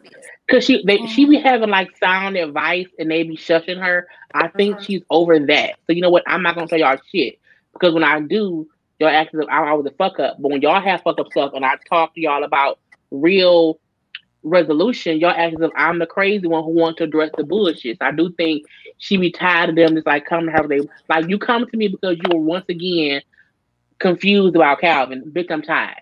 I want to go home. My feet hurt. My man white. You know what I'm saying? Sister racist. I'm tired of the bullshit. Same old shit. Andy with this same old shit. And wait till they find out Karen with the same old shit. She really gonna be excited. Oh, bitch, you got him arrested all for you to turn around and put him in a broom closet. Girl. Yeah. That was a lot. That was a lot. That was a lot. When I seen the preview last week of them in the room fussing, I said then, they bet not let them fuck. I said, do not let them fuck. I watched Sistas at 4 a.m. last night because I'm like, I have to know if they fuck. I want to be mad, go to bed, and wake up in the morning okay. And when they was in there, he was just pouring out his heart. Like, I loved you my whole heart. And it killed me that I couldn't, do for you or whatever. And he was being honest. And the fact that Karen still want to say, but you used my car. You think he used your car, but you still fucked him? That's what made me mad. You was so gung-ho to have him arrested. But he come there, he's telling you that he did not do it. And you know he didn't do it in real life. But you fucked him after talking to Aaron about y'all talking about fucking. I'm like, Karen to me is a friend who act like her shit don't stink. Like, I have the best advice for y'all, and I'm gonna be smart or whatever. But she doing dumb shit. Right. Like, you want to talk about Danny or whatever, but you still doing dumb shit. You want to talk about Andy being dumb, but you doing dumb shit too. You was being smart because you was not around Zach. Zach wasn't around you, so you wasn't being dumb. But the minute you see him in your face, y'all fucking. I'm mad at her and him. You fucking up with Fatima. She knew what she was going to do. That's why she called him to that back room, because she knew what was going to happen. Oh, yeah. Because Sabrina and Danny said it. At this point, she's dick deprived. So she was I'm about to tell you. Say what? Dick deprived. You can't deprive me of dick. And then be like, we just dating. We don't go together. We just going steady. We ain't fucking around. If I want to fuck Zach, like, You just say I could That's fuck the you. bad part. Because they can both, like Fatima and Zach, like Zach can say, you said we not serious, so you can't be mad if I, fuck with somebody else. But I feel like she gonna feel some kind of way, and I don't want them to fuck up shit because Zach and Karen do not need to be together. Because my thing is, They don't. even if you know Zach will fuck up and he, not responsible, you should also know he's not a thief. He's not gonna steal from you. So my thing is, I think he more hurt that you really thought I stole from you and I lied about it. You thought that you got me arrested. So my thing is, I think he's more hurt than anything else. And then Pam's nosy ass, who at the door listening. I'm like, bitch, don't lock the front fucking door. Have you been watching the front door? You could have called Aaron before he got to the door to hear them. And I feel like Aaron seeing them two fucking, because he already fed his wife for cheating. So I think Aaron may think of it as, you cheated on me and I'm done. And I feel like Zach gonna feel like when Fatima talk to him, what should I do? I just do not think Zach and Karen should be a couple. But it's kind of fair. I don't want them to at all. Like, they're done. And I could not, I was cringing when his language went from I used to love you to I love you. And I was like, so you gonna yeah, I was like, shit. So yeah, I don't want them together, but I wanted them to fuck. See, I prefer him fucking Fatima. Because him fucking Fatima in that shower is way better than him fucking counting that wall. Oh, yeah, but I still like the wall shot. And it was really more so because of the fact that Aaron wouldn't give it to her. And I feel like that annoys me about Aaron. So I kind of feel like, well, you wasn't going to give it to her, so... Right. But that's going to prove his point to where Karen wasn't really ready to move on because you couldn't even not fuck your ex. But you want to fuck me. Like, if you want to fuck me last night, but today you fuck him. So how much did you care for me that you didn't care? Not enough. She gave me the man who you told me stole your stuff. I just don't think she was deserving of it after he, assuming that he did what he did to her. Really believing that he did that and getting him locked up for it. I just felt like she didn't deserve that. I don't know why he stood that long. I mean, I keep bothering Danny about it, and it's just a lot. It's like, right. Oh my God. I was glad that he finally went to her to talk to her because I was so tired of him going to Danny asking her, did she talk to Karen? How many times does Danny need to fucking talk to Karen? Okay, you the one that was laying up with her. You the one that need to have a conversation with her about what happened. And honestly, I feel like he shouldn't have even wanted to have a conversation with her because she got his ass arrested. But he wanted to bring his ass over there, and they still feeling each other. So it happened. I don't like Aaron, so I don't really want Karen with Aaron. I like Fatima, but I also feel like, why does Fatima, like, I don't like Fatima's trope that I have to be the strong black woman that's gonna uplift and, elevate this old bum ass nigga. Now, I will say, when Fatima finds out about what happened, I don't think she can necessarily be mad because it literally happened before you decided to make it official. Yeah. Before you gave him the key and you wanted him to, so I don't think she should be mad. I think if Zach tells her at that moment, it may make her trust him more because once you told me how you felt, okay, I can't lie to you. Let me let you know I fucked my ex because, it was that. But even Sabrina Danny said Zach and Karen gonna fuss real hard and they gonna fuck. That's a pattern. And I feel like, is that the reason why Zach kept going to Danny? Because he knew if he went back around there, they would get back entwined and be fucking. I think Karen kept doing shit to piss Zach off, to make Zach come. Because she said her thing, you blocked my calls. I can't call you. He said, well, yeah, because you had me arrested. I'm like, was Karen doing shit to get his attention, to get him over there? Because she kept saying, because why keep doing shit to piss him off? You put out the grandfather stuff. She kept doing shit to piss him off. The grandfather stuff she left out there, blaming him for the credit card stuff, and then having him arrested. Yeah, I think she's doing shit to get him around her. A reaction out of him, for sure. Yeah. Specifically because he was staying away. Because whenever her and Aaron would bring up sex or something like that, and then he may mention the ex, it's like she'll go in a daze for a quick second. And it's like she's reflecting back on what she would, or the sex she would have with Zach. So I wouldn't be surprised if all of that was her goal. She just wasn't banking on Aaron leaving his phone. And first of all, let's point this out. It was daylight when she and Aaron was there and Aaron left and Zach came. It was nighttime. It's like, how long was you gone before you realized you ain't had your phone on you? That's exactly what I was thinking too. I said, damn, you went that long without your phone. Like, was the conversation only 2 seconds? Or did you leave it on purpose? I left my phone. I still think Pam the one who took that money. I think What's that noise? Are they fighting? But how did he? Right. I don't like that Zach was out of his shirt, but she was still like. I mean, I like where it's like, oh, just slide it to the side. So I'm about to say she had a dress on. Right. It wasn't for the dress up. But it was weird to me that Zach had his shirt off. I wish that it was more like a real quickie, just like him pantsless. Yeah, she had her dress on. Real quickies dudes don't really be taking their shirt off. No, you know what it is? It's Tyler Perry. Tyler Perry wants to see the muscles. Yeah, he got the men bodies. That can't be in the episode if he don't take his shirt off. I don't know if y'all noticed that. He always when he was in that house fixing the house up, and I'm like, why is his shirt open? I was like, why do you not have a shirt on? All this stuff. Open. Who does that? I'm like, and then he showed up to her house with no shirt on. I was like, nigga, what? Like, why are you hot? Is it hot? You have a shirt on? Okay, I guess so. I'm just the show is growing on me though. I think as aggravating as the stuff is, the show is entertaining more than other shows or whatever. I do feel like he must have someone at least helping him push the story forward because at least every episode is at the same thing. It's at least a step up into something next. We don't do nothing or we do something. Yeah, I do. I can't get into it. I keep seeing it on, but no, not the Oval. The other one, Ruthless. I can't get into that shit. That shit creeps me out. I can't get into that one yet. I watched Ruthless on BT Plus, and it was a scene. I stopped watching it when the dude was doing heroin and trying to force the like 19-year-old kid to give him head. I said, you know what? I can't do this. That's when I gave. What show is this? What is it? What's the Ruthless. So, like, if you watch the Oval, season 1, when Barry's daughter got kidnapped by these cult people called the Rakadushis. So Rufus is like a spinoff of that, and it's about a cult of this man who was the highest and his followers. And as they let you into more of it, it gets more and more weird. Like, it's an audience for it, but I'm not that audience because I'm like, I don't have time.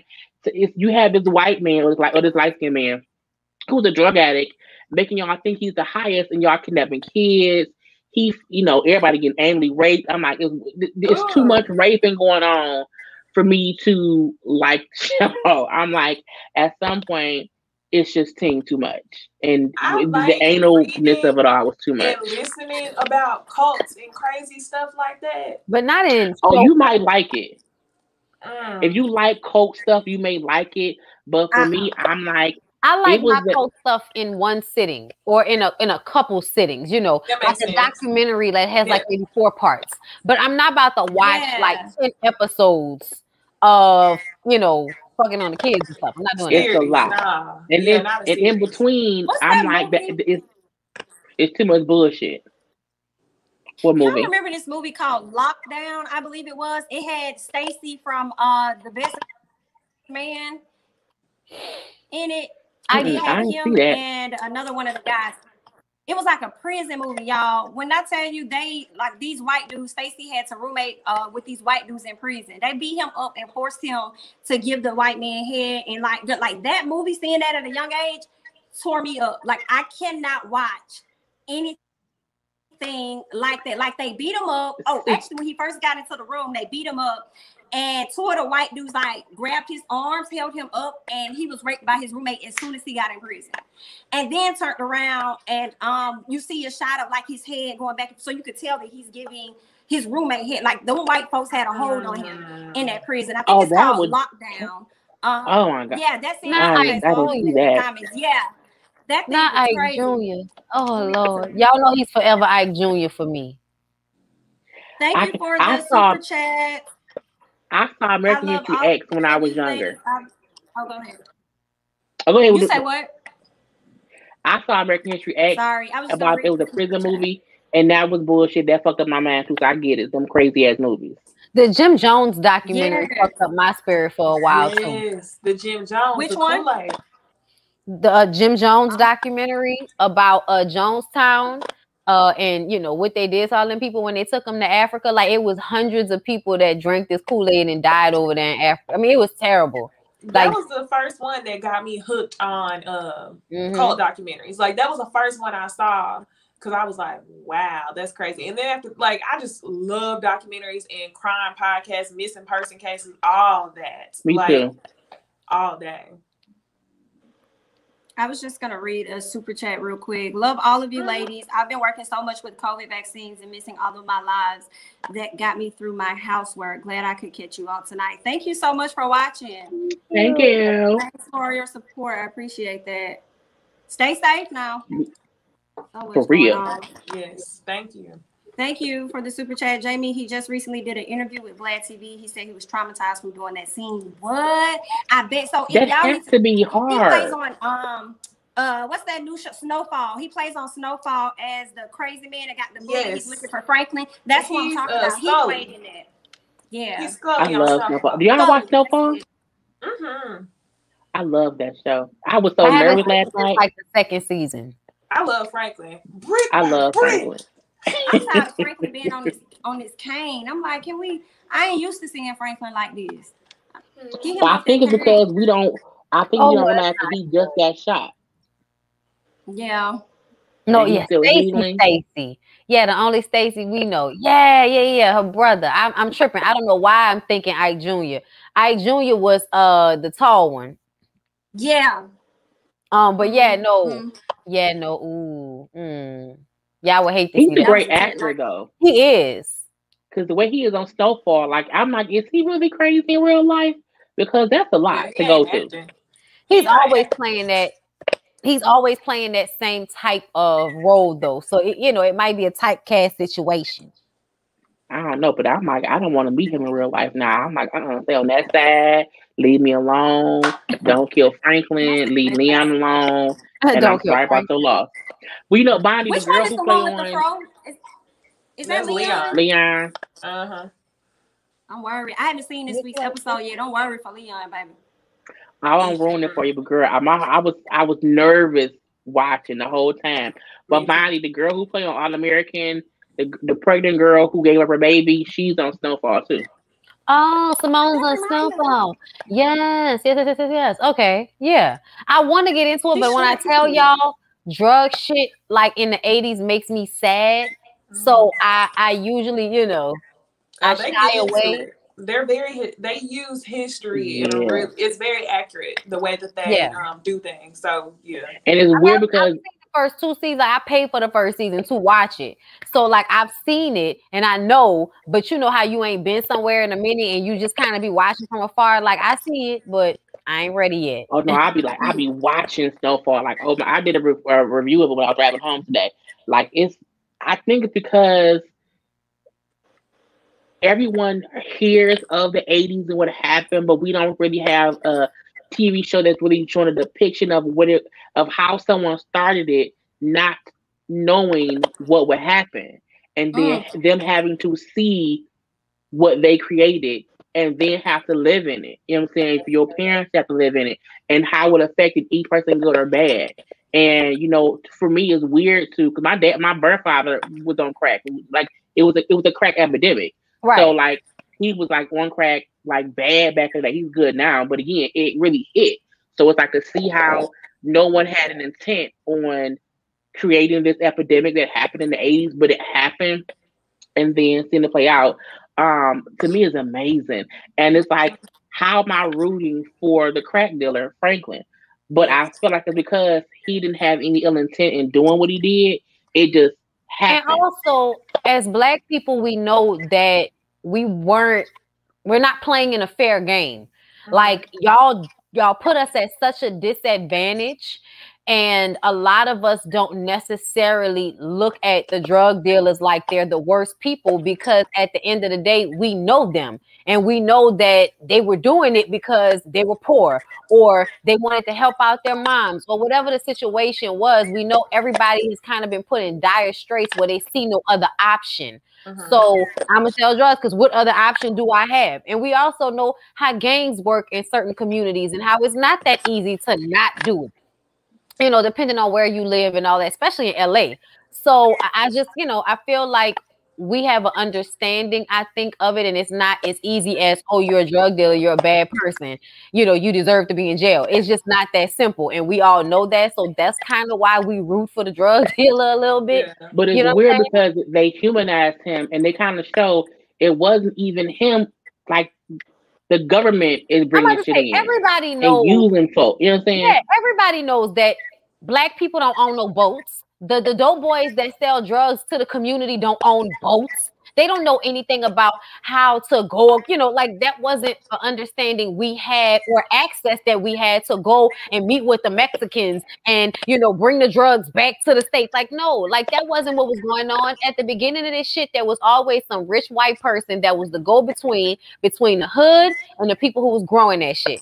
It was always some rich white person or some rich Mexican person or somebody that was not black that was the go-between between the hood and who grew the drugs. So to And that's me, the good part about the show. They show that they show every Mm-hmm. aspect of it. And for me, I think John Singleton did an amazing job with casting, with the shot, the cinematography all of it. right, Like it's a beautiful show. I think the music of the time, the fashion of the time, the actors of the time. Like for me, I feel like I love to support black actors. So I think shows that really is like a good show, and the storyline is not really even about crack. It's about the people who would affect it, be it the drug dealer, the armed, the CA, like all these people, who, the mother of the drug dealer, like how she has to help her son get out of the life and to see how it was one thing I don't want to go too much, but the guy who they're trying to do business with, he's like, I need to know where the money came from. I can't do business with you if I can't explain later on where the money came from. And she said, you know, we have a corporation that goes to A, B, C, D, E, F, and G. And by the time y'all trace the money back, it's as invisible as this tangerine in one in her hand. And it was like he get it from his mama. But seeing how he can finagle shit in the drug world, and she can also do that business wise and convince somebody like, you know, work with us, don't care where the money come from, because again, it's as invisible as this fruit in my hand that you don't see. And I'm like, damn, the mama Sissy does great. The daddy is Calvin from Paid in Full. That's who plays Franklin's daddy. And even him as a former Black Panther, like it's just seeing it on different levels. The show was amazing. And D. Ray Davis, the comedian, said he was supposed to play Uncle Jerome and Lauren London was supposed to play Louis. And I was like, I'm happy they changed that. It would not, like Jerome, Joseph, who plays Jerome, does an amazing job being uncle, friend, you know, securely into his marriage with Louis is amazing. And when D. Ray said because him and Lauren London are so close friends, they didn't have that chemistry that would be like, you know, lovey dovey, and it would took them seasons and fun seasons to get there. I'm happy that John, you know what, we're gonna put you and do something else. And the show to me is like it's a great. I didn't watch The Wire, but I would compare it to that. Snowfall is my The Wire. And to mention, it's that good. I don't know the guy's real name, but Franklin, his Cali accent, from his UK accent to his Cali accent is amazing. And then I will say, like I guess we just threw this show in here. I'm playing, but I think they like it though. Right. If you like Snowfall, it's a documentary on Netflix, and I think it's called Cracked. And they kind of go into more. It kind of ties everything together, and they talk about the whole crack epidemic. And I think about how well Snowfall did with doing their research during this time. But it was a really good documentary. So I think it's called Cracked. Google it. I'm gonna look that up. But you should watch it. Damson is British, and I did not know. I didn't know for 2 seasons that Franklin was British. And he did an interview. I'm like, who the fuck is talking? I'm like, he's British. And when he goes into his Franklin, you know, LA accent, and he said how Dub C was the one who taught him how to have that dialect. I'm looking like, damn, it's weird to see. I don't notice during the show at all that he's actually British. You would think he's LA born and raised. I'm like, it's so good. I love that damn show. And Crackhead Wanda and Crazy Girl. Oh my god. Yes. It's a great show. I just want to say thank you to Denise for the super chat, as well as, I hope I say your name right, Zantroyer. I'm sorry if I messed it up. Alexander Zanchua. Yeah, I'm horrible at I said it names. right. Thank you. We just pop it off on the show. Because people know they'll miss Arnold. All right, y'all ready to move on to Married at First Sight? The crazies at first sight. The crazies. So we're gonna start off with Eric and Virginia. So Eric and Virginia are sitting around. She's on her laptop and she's talking about how she has the same password for everything. She's telling Eric as well as America what her password is. I think she said it was what, Rocky or something like that. And it was like her cat, her dog, or whatever. That's what it was. So then she goes on to like talk to him about how about her being in contact with past with some of her guy friends, and he's like, yeah, like that's cool or whatever, as long as it's the people that I know. And she's like, well, what about, you know, people on Facebook or whatever, like my exes? And he's like, no, you shouldn't be in contact with nobody that's an ex. They should be deleted. You shouldn't be liking pictures or anything like that. And then later on, we could see them having a conversation with the therapist and things where he does not want to wait for kids. Well, yeah, he doesn't want to wait for kids, but she wants to wait for kids. And that's really based on her family dynamic and how it was for her coming up. Well, I'm gonna say this. I want to know you guys' thoughts about, of course, Eric and Virginia. But for me, the therapist said to them, you guys are challenging each other in different ways. You're challenging each other in ways that no one else has ever challenged you. And I'm like, did it ever occur that they're just not compatible? What is the process when y'all are putting these people together? Why are, and now we know it's supposed to be controversial, but why are y'all wasting America's good time and wasting these folks' time? Because I mean, how many couples do we have? It's like what, 5 of them? I really expected at least 3. I expected at least 3 to be compatible. And right now it looks like it's really just 1. And I'm like, what are y'all doing behind? Why is y'all playing with these folks like this? So that just really bothers me. Because I'm like, don't you think that's heavily important when you're doing the questionnaire? That somebody's going to say, what's most important to you? Having children. What's least important? Having children is least important. So it's like, what are y'all using on this questionnaire, man? Because it's not adding up for me. A wild card. Honestly, I'm sorry, go ahead. That's okay. I was saying a while ago, I feel like because last season was New Orleans, and that's whenever COVID impacted the very middle of the season, and they were kind of just in the house with nothing to do. I think this season they were like, okay, these couples kind of match up if they change this one big thing, but that big thing will be enough to carry their storyline throughout the whole season. So I think that's all they did. For me, I agree with that, but I also found myself being pissed off with the experts when it came to like Ryan and Clara. Yeah. Because I was like, why would y'all put her with someone who literally has the very issue that she has all this anxiety about? Like, it's one thing to have like differences in opinion or the way we do things, but to have a person that isn't even really interested in having sex with you when you're already married, that I think is a whole nother situation, especially when he says he's attracted to you and y'all doing everything but. Like, what the fuck? I'm sorry, y'all. I know we're not even talking about them as a couple right now, but when we were talking about, I found myself being most upset about them when it comes to the experts, because I was like, why would y'all do that to that girl? But with Virginia and Eric, I'm tired of them. I'm tired of them because I feel like Virginia is pretending like everything is okay. But this episode, it became more and more clear to me, they just may not be compatible, because it's not just that, oh, I like to have a good time and party and you want to be at home and you want to control me and I refuse to be controlled, but also the political views. And we know what that means. He's a Trump supporter and she feels strongly that one should not be a Trump supporter. Okay, we know that that's what this was about. And I feel like at the end of the day, anybody that is a Trump supporter, I don't care what you say, you're wrong. You're wrong. You're wrong. Like, even if it comes down to, did he do a good job as a president in order for you to want to vote for him again?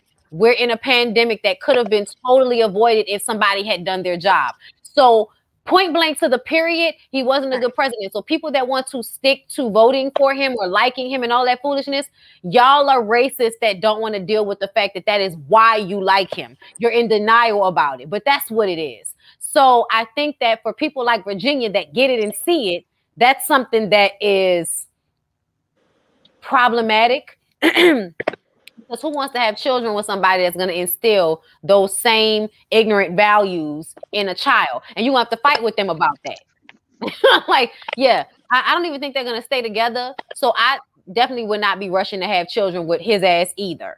Yeah, he's controlling in a weird way. Like that whole thing about Facebook and all that. I'm like, people follow thousands of people on Instagram and Facebook. People just be liking shit just because they scrolling. Like, it's not even a conscious thing at this point. Yes, people do cheat on social media, but if people want to cheat, they don't need social media. People have cheated since the beginning of time, it seems as if, okay? So if they want to cheat, they're going to cheat, and no amount of you controlling who they follow is going to keep that from happening.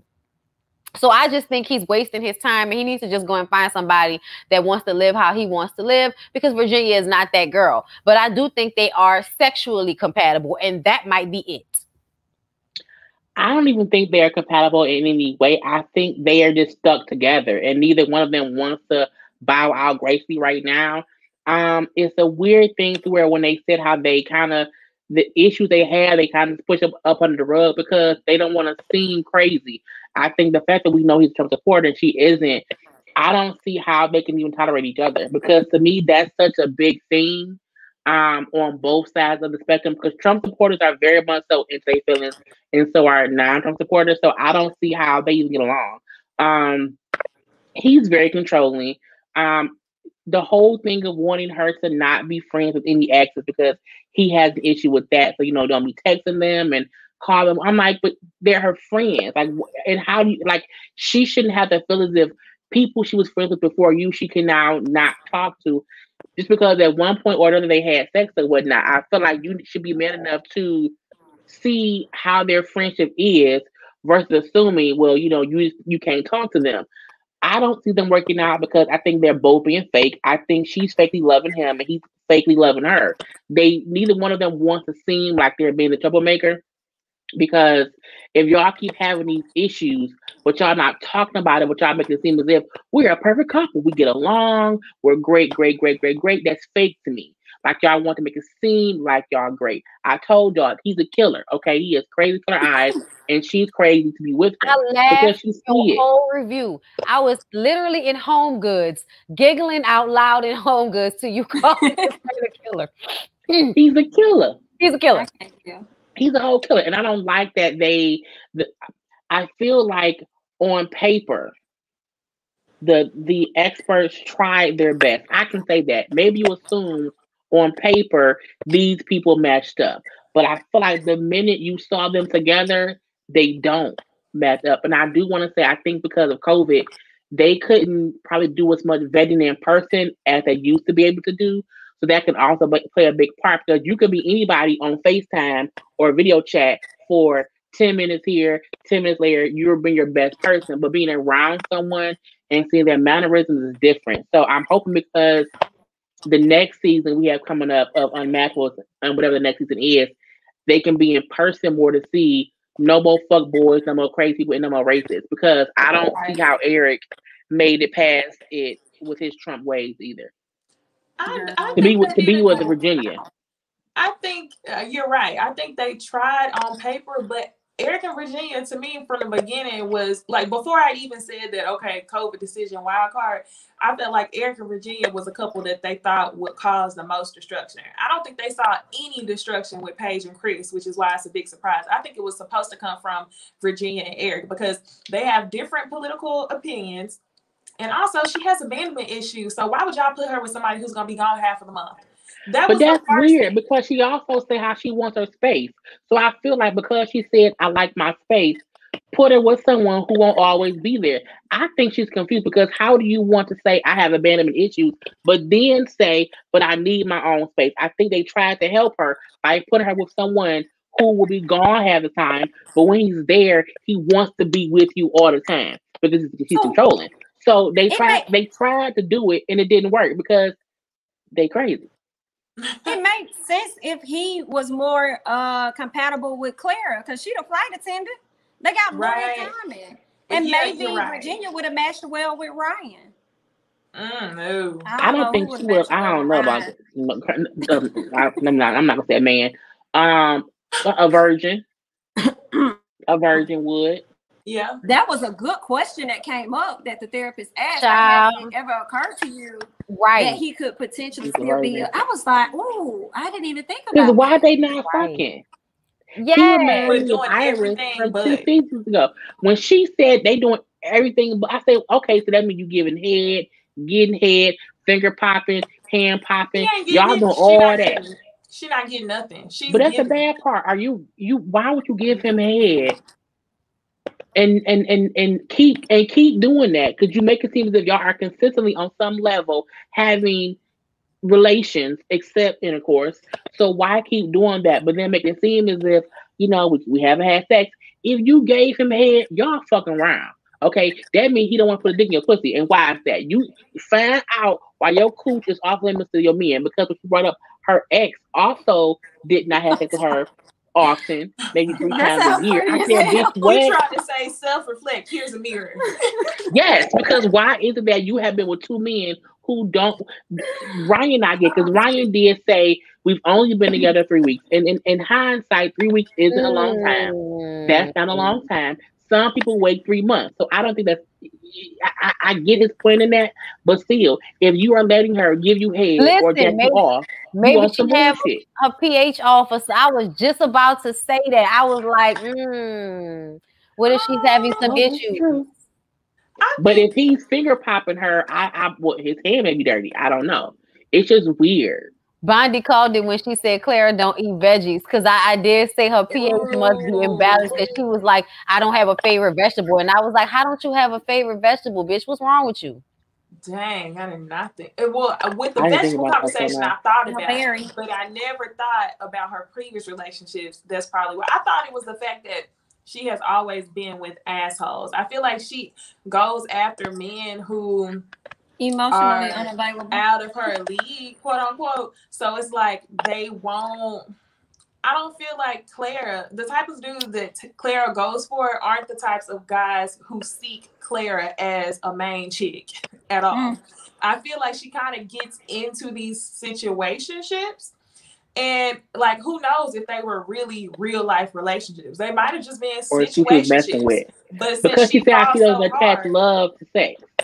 Yeah. What'd you say, Jaylee? Because she kept bringing up how she doesn't attach love to sex. So you might be right, because if she just like doing whatever with somebody, she wouldn't put love with it in her mind. Right. So she's going for guys like that. And the dude who she was living with, like, that might have been a situationship to where they just start splitting bills. And to her, the first year was love. And to him, he like, I'm going to get what I can get. So. But I'm like, 3 years of no sex. Look. When I heard that, I was surprised, because she made it seem as if, you know, she's a sexual person, which is fine. So and not only that, but why are you acting as if this is so weird when you've been through this before? You've been with someone who you was with for 3 years who did not want to fuck you often. So something is wrong. So either what's wrong with not what's wrong with her, but I feel like figure out what's wrong with you that you allow someone to be with you and not fuck you, and you want it. Like, if you want the sex, get the sex. And I get Ryan's point where we've only known each other for 3 weeks. It's not as if it's even been 6 weeks. So he may need more time. But that would only matter if they weren't doing nothing. Like Iris and Keith from 2 seasons ago, which was a virgin. And I felt like Ryan reminded me of her, because he's not able to even have adult conversations about sex. When he couldn't answer the question about, you know, what's your favorite sex position, I'm like, just make up one. Even if it's your favorite, and I'm like, what's normal? Because normal can mean a lot of things. And I'm like, something about him. He could have said anything. Froggy style, he could have said head, because that's what he gets. It's weird. He was gonna say from the bag. The fact that he doesn't even want to talk about sex would be a deal breaker for me, because I find it weird when people make adult things taboo. Like, it's not like we're talking about this in front of some kids. We're adults. Everybody in this room has sex, we think. So how about we have this conversation? And I also hate when people sign up for this fucking show and then decide they want to keep certain pieces of themselves private. And it's like, but that's what we're here for. Right. So to me, like, he's annoying the shit out of me. And to me, I'm almost just as sexually frustrated as she is looking at her. But he said how he wants to her. But he said he wants to build he wants to build a bridge to make them connect. How can y'all connect if you don't want to talk about what y'all like sexually? Like, that's a way to build closeness between y'all, to actually have a conversation about sex, this and that, or what y'all like, or what y'all have done in the past. Like, to not want to discuss that, to me, means you don't really want to connect with her because you can't even talk about sex.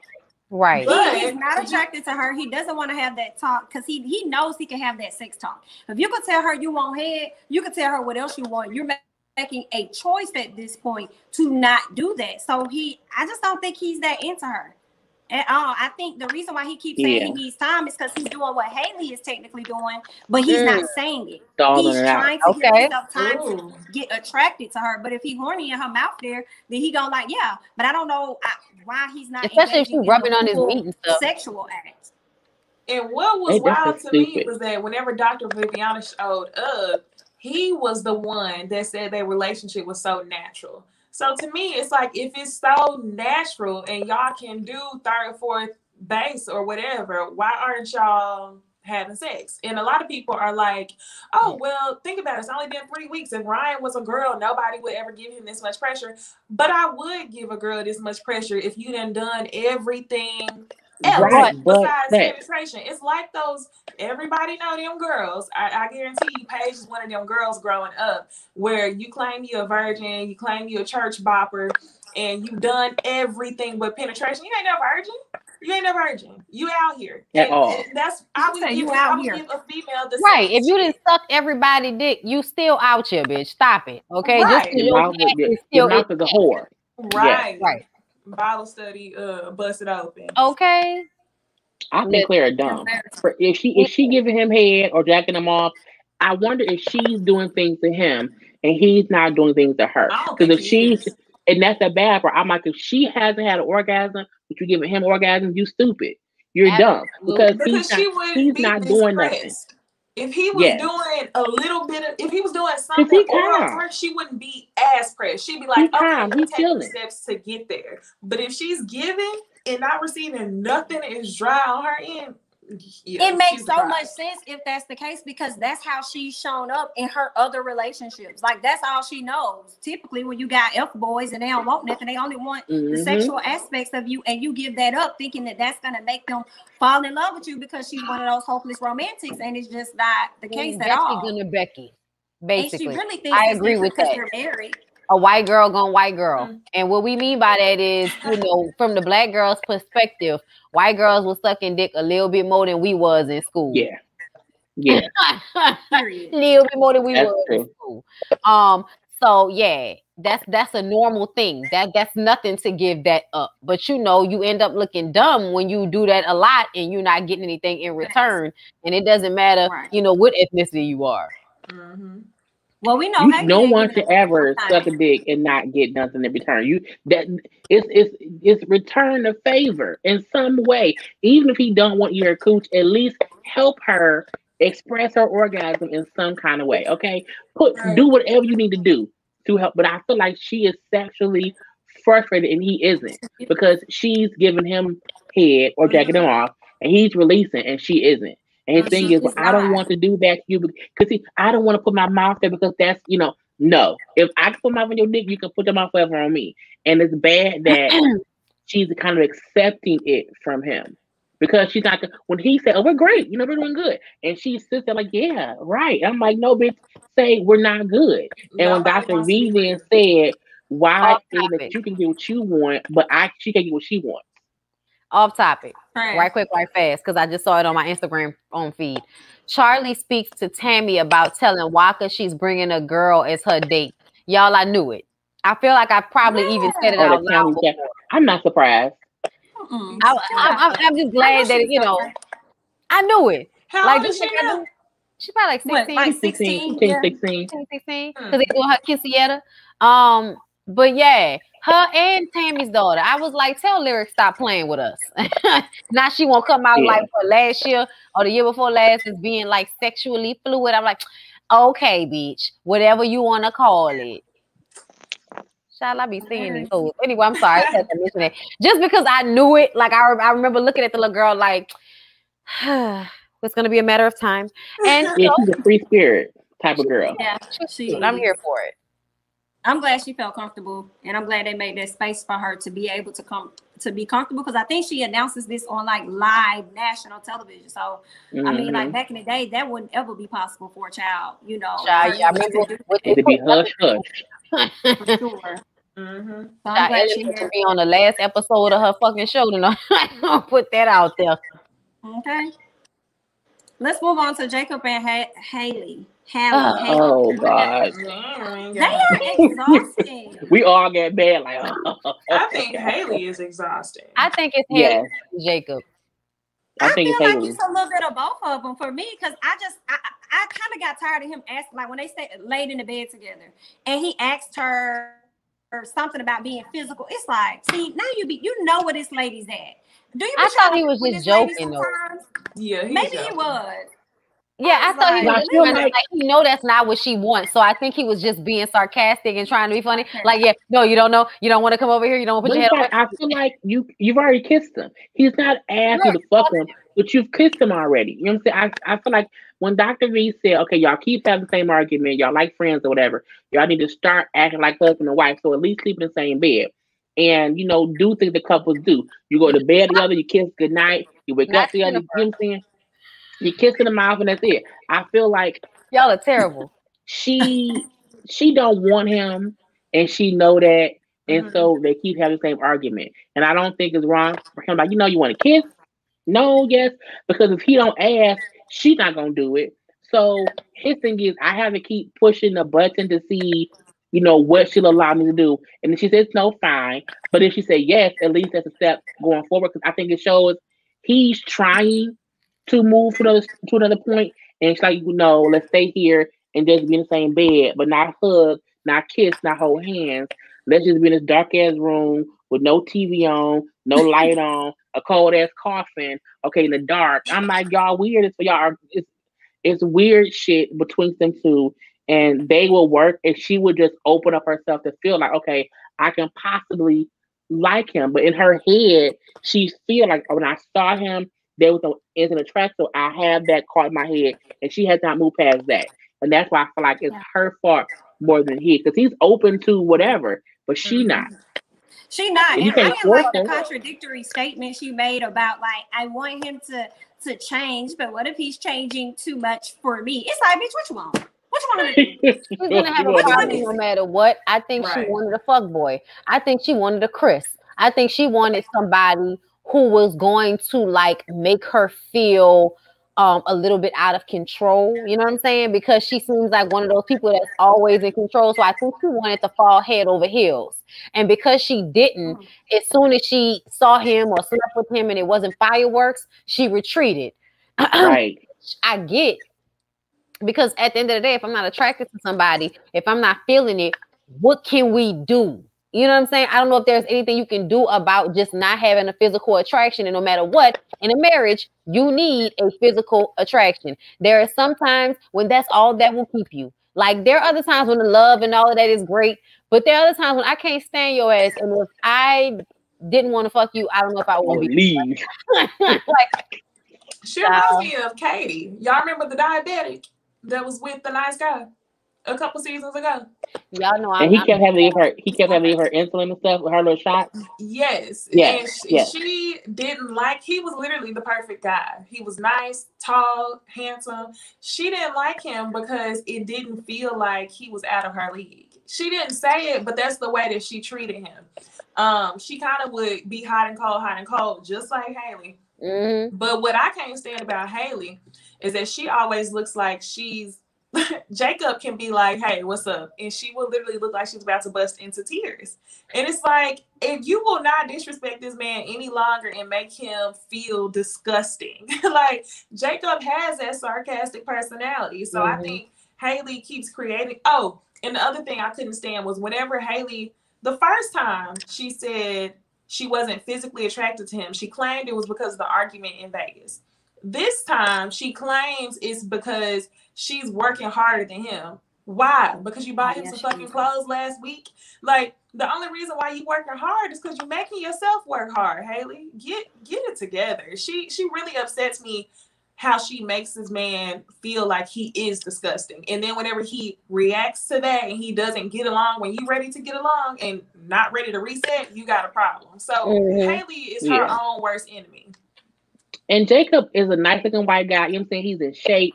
He has money. He has a nice house. Like, he has qualities that should not be an issue. And even his weirdness isn't really weird. Like, the fact that she brings up how old the age stuff, you don't even see that shit in him. It's just his house in the like, it's not even that much or whatever. You don't even dress like that. Yeah, she's having a reason to not like him. He's so.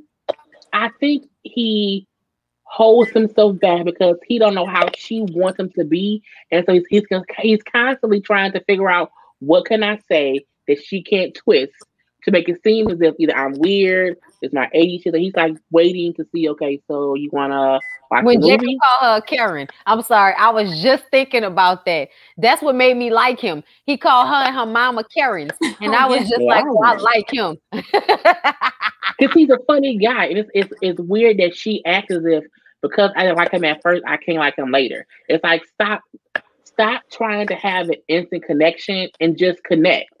Just talk to him. Treat him as a guy you just met, and y'all getting to well, I guess know each other. Y'all married now, but again, like to me, she isn't trying. She's making it look like he's trying, but she's not trying for real. Buying him clothes don't mean shit. Jacob is boring, but Jacob is gonna make somebody an incredible husband. Let me tell you something. In the pandemic, there was no other time when it felt like I wished I had everything in my damn house that I can get in other places. He had a pool, he had a sauna, he had a gym, he had his little 80s movie room. Like, I'm a nerdy type bitch. So for me, somebody that would just have the wherewithal and the money to build all of that shit in their own house, I would kind of be like willing to give a shot. Because to me, in the future, that means that you're going to always make sure that I'm comfortable, even if that means adding an extension onto your house. So he seems he'll compromise a lot. If the one he's with wants something, like I can compromise, and it's like there's one person in the chat who's my damn nurse, but it's like people act like someone said we wouldn't date Jacob. I would go on a date with Jacob. I would not, but I wouldn't go on a show and then not try to get to know him when it's married at first sight. If I were a white girl, I would definitely date Jacob. Let's be very clear. My y'all act like that don't make a difference, but for a lot of black women, there is something about white men that is not exactly, what we would thrive for. Yeah. You know what I'm saying? The lack of sauce, no disrespect. You know what I'm saying? You got to be hella saucy as a white boy for a black woman to really be like all into you. At least the type of black woman that I am. Okay? Or that I am. That we are. That I am. That we are. But at the end of the day, he's definitely in shape. A beard cures most ugliness. Okay.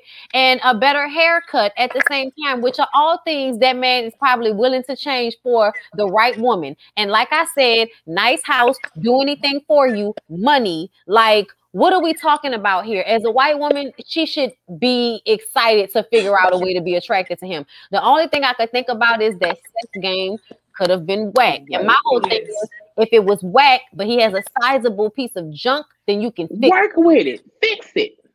Just saying. Because I mean, everybody is used to having sex with somebody else, so everybody likes something different.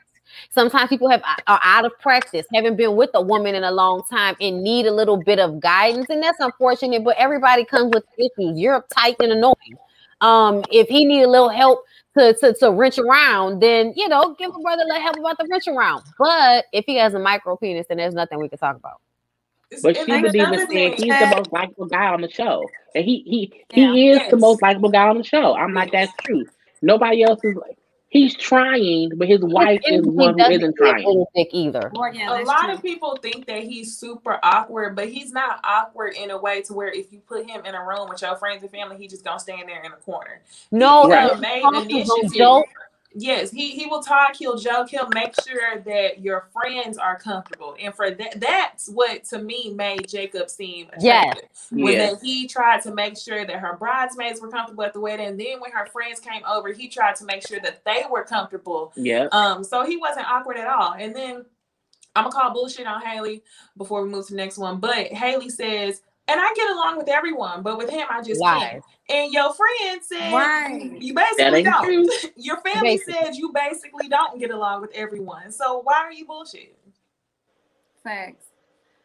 Thanks for the super chat. It says, much like Jacob, I probably wouldn't be able to get over Haley lying and running away in front of people. That's cruel and embarrassing. So I believe they're talking about back when in Las Vegas when she went to go link up with them people.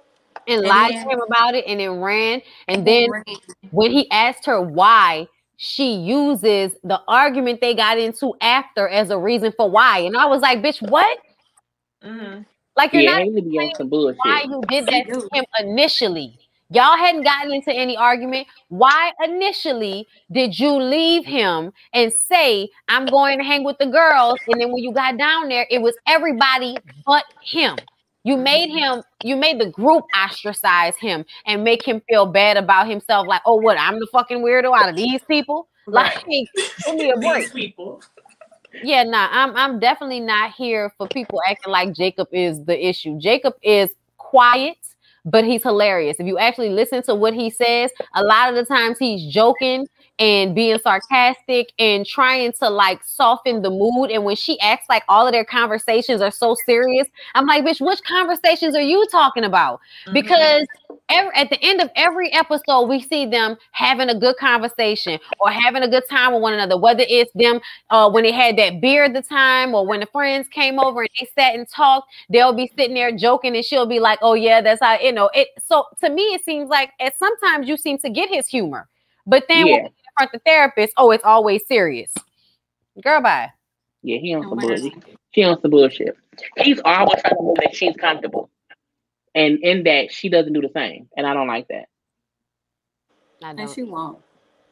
His response. I guess we can move on to Brianna and Vincent. They don't really have a whole lot going on aside from the fact that Vincent's always trying to impress her. And he doesn't really have to do that. And when he tries to impress her and it doesn't go the way he wanted to go, then he starts getting upset and stuff. But I can appreciate the fact that he apologized. But for the most part, I feel like they got the best relationship out of everybody. They do. I think he still has anger issues, but I like how, one, he recognized his issues and apologized to her face, and it seemed heartfelt. I like how Dr. V recognized instantly you trying to impress her, and when you feel embarrassed, you know what I'm saying, you lash out. And a little bit what I appreciate is he don't lash out at her. He just get mad and has a bad fucking attitude. But I like that he hasn't like said anything wrong. Like he hasn't went off on her or like been mean to her. He just kind of he disengages himself and he just becomes defeated. And when he said, you know, I have gained some weight, right? Yeah, because he said, I noticed that when she he's talks. already said he don't want to flip out on her. So I would be like, Because he said, I noticed sometimes she'll talk. Before, because they comment about Jacob saying that he's not wooing your girl, he's not flirting, or you know, he's not charming her. And I'm like, I feel like that's not necessarily true, because when he asked her what she was comfortable with, she could not give him an answer. So he doesn't know how to proceed with her after the sex. So if he feels like I don't know what to do, he's probably going to wait for her to come to him so that he'll know what is acceptable. A lot of men are trying not to come off rapey. Even though he's joking and stuff, he's trying not to impress anything upon her, because it's a man and a woman in a situation where they don't know each other and anybody could scream anything. So I think y'all have to keep in mind that people are trying to give these women their space to decide what they're down for because of the circumstances of the show and the situation that they're all in, you know? But I just wanted to say that because I saw that y'all were commenting saying that he doesn't woo her. But I also agree that he doesn't do enough in that aspect. But I also feel like it's because of the way she responds to him. Why would I feel the need to do anything for you when you make me feel like you're disgusted by me? So, you know, but yeah, I'm sorry. That one person is a Haley fan, so I'm ignoring them. They've been Haley all the comments, so we're gonna leave that be. Because I'm like, honey, we all got an opinion, it's fine. But for Vincent and Brianna, I like how Dr. V noticed what he felt, that he was embarrassed. He wants to impress her. When that doesn't happen, he kind of reacts or whatever. And him admitting I was hot, my shirt was too tight, I was sweating, I couldn't dance right, and all of those things, you know, just kind of made him more and more mad. And in that aspect, I get it, because who wants to be uncomfortable on camera, feeling embarrassed? And it just it made him, you know, kind of well up or whatever. And when he said how he noticed sometimes that now Brianna doesn't say so, she'll think before she speaks. I'm like, one, she should, but two, she shouldn't do that just in fear of him. You should do that because as a person, you don't want to offend somebody by saying stuff. And I hope that helps her think about if she's saying things to be funny or hurtful. And it also makes him realize you can't be making her feel as if she can't just be her own true self. So it can help them both. But he still has to realize you can't be lashing out and being upset because you feel uncomfortable and embarrassed. You have to suck that shit up. And her saying to like, I like your quirks. Like, you don't have to impress me. And I hope he and her say that will remind him next time if he feel embarrassed to realize she's okay, that you not Rob, Debonair, Vincent all the time. Like, you can't be. And you know, them telling him like you can't be perfect. Like, you can't, if you think you perfect, then she wants to be perfect. And that will be a whole bomb. And I like how they listened to Dr. V. They both were honest in how they felt and how they reacted. To me, they do seem the best because they seem like they want to address the issues, not sweep shit under the rug, but they also want to better their connection. The ending of them eating the food and the blindfold, you have to trust someone to let them blindfold you and feed you shit, because you don't know, it could be poison, it can be bullshit or whatever. And for them to have that vibe to trust each other and laugh and talk and answer questions, to me, that's the way to connect with someone, to allow yourself to be that vulnerable, to let them like do whatever. So I liked it. I like them a lot too. I feel like they're the best couple when you look at the other couples, which ain't saying that much. I feel like they're the best couple when they're good. And although Vincent acknowledges some of the things that he's done, he even wanted to control that narrative with Dr. Pepper, because Brianna took the lead with that first conversation explaining what happened with the champagne. But then whenever Dr. Viviana asked about the dance studio, he was like, let me explain this one. Like, let me make sure I explain this in the way I want it to be explained. So I really don't know. I don't know. I feel like all the negativity kind of cancels it out. Until Vincent does some self-work, I don't know if it's really going to be as good as what we see whenever they're good, if y'all understand what I'm saying.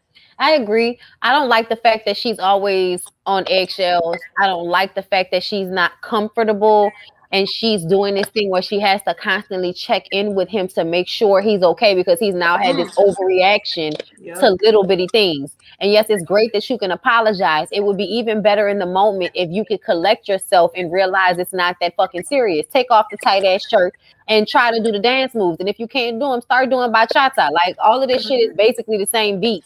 So, you know, figure it out. But the fact that he wants to say, you know, I'm not a child, you know, I don't need kid gloves, lies and garbage. Yes, you do.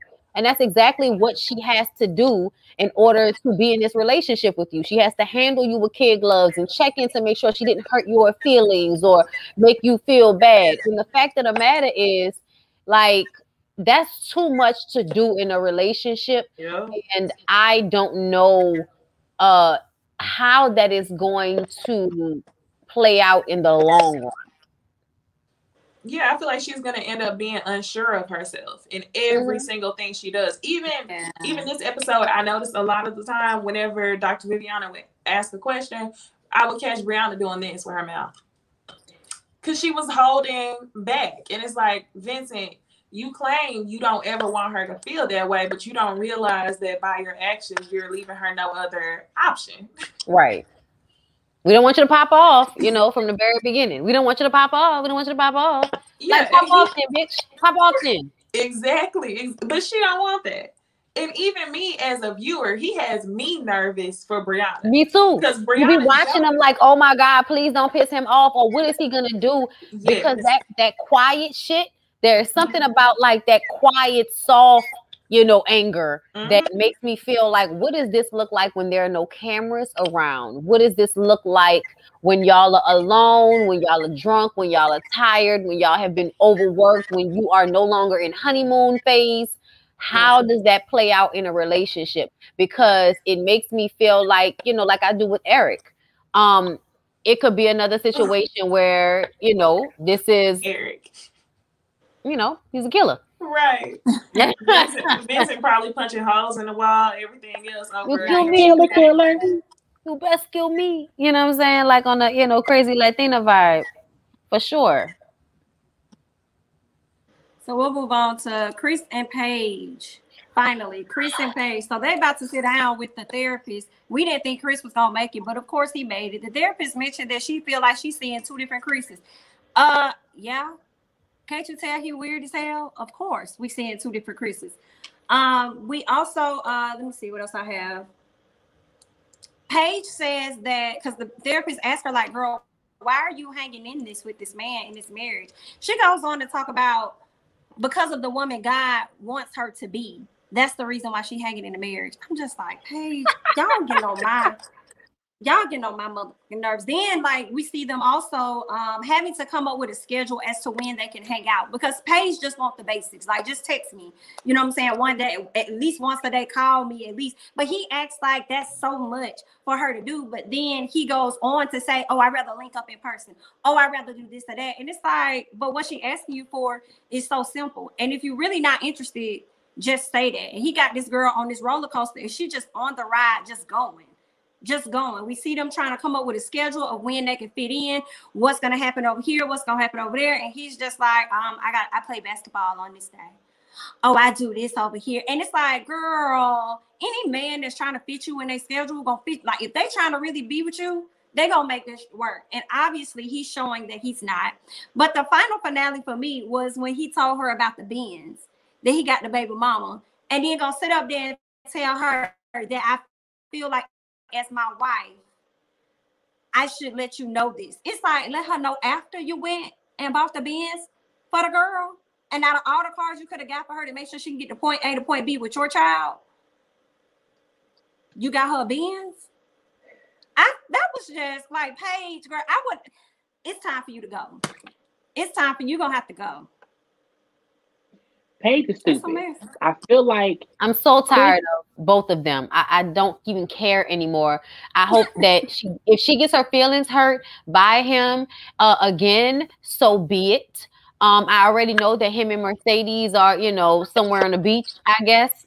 I only hope that karma is a real thing. And I think it is, because I think you deserve to get your tires slashed and, you know, your house fucked up, you know, your windows bust out. Like, I just want bad things to happen to Chris. I'm sorry. I want him to live, but I want bad things to happen to him.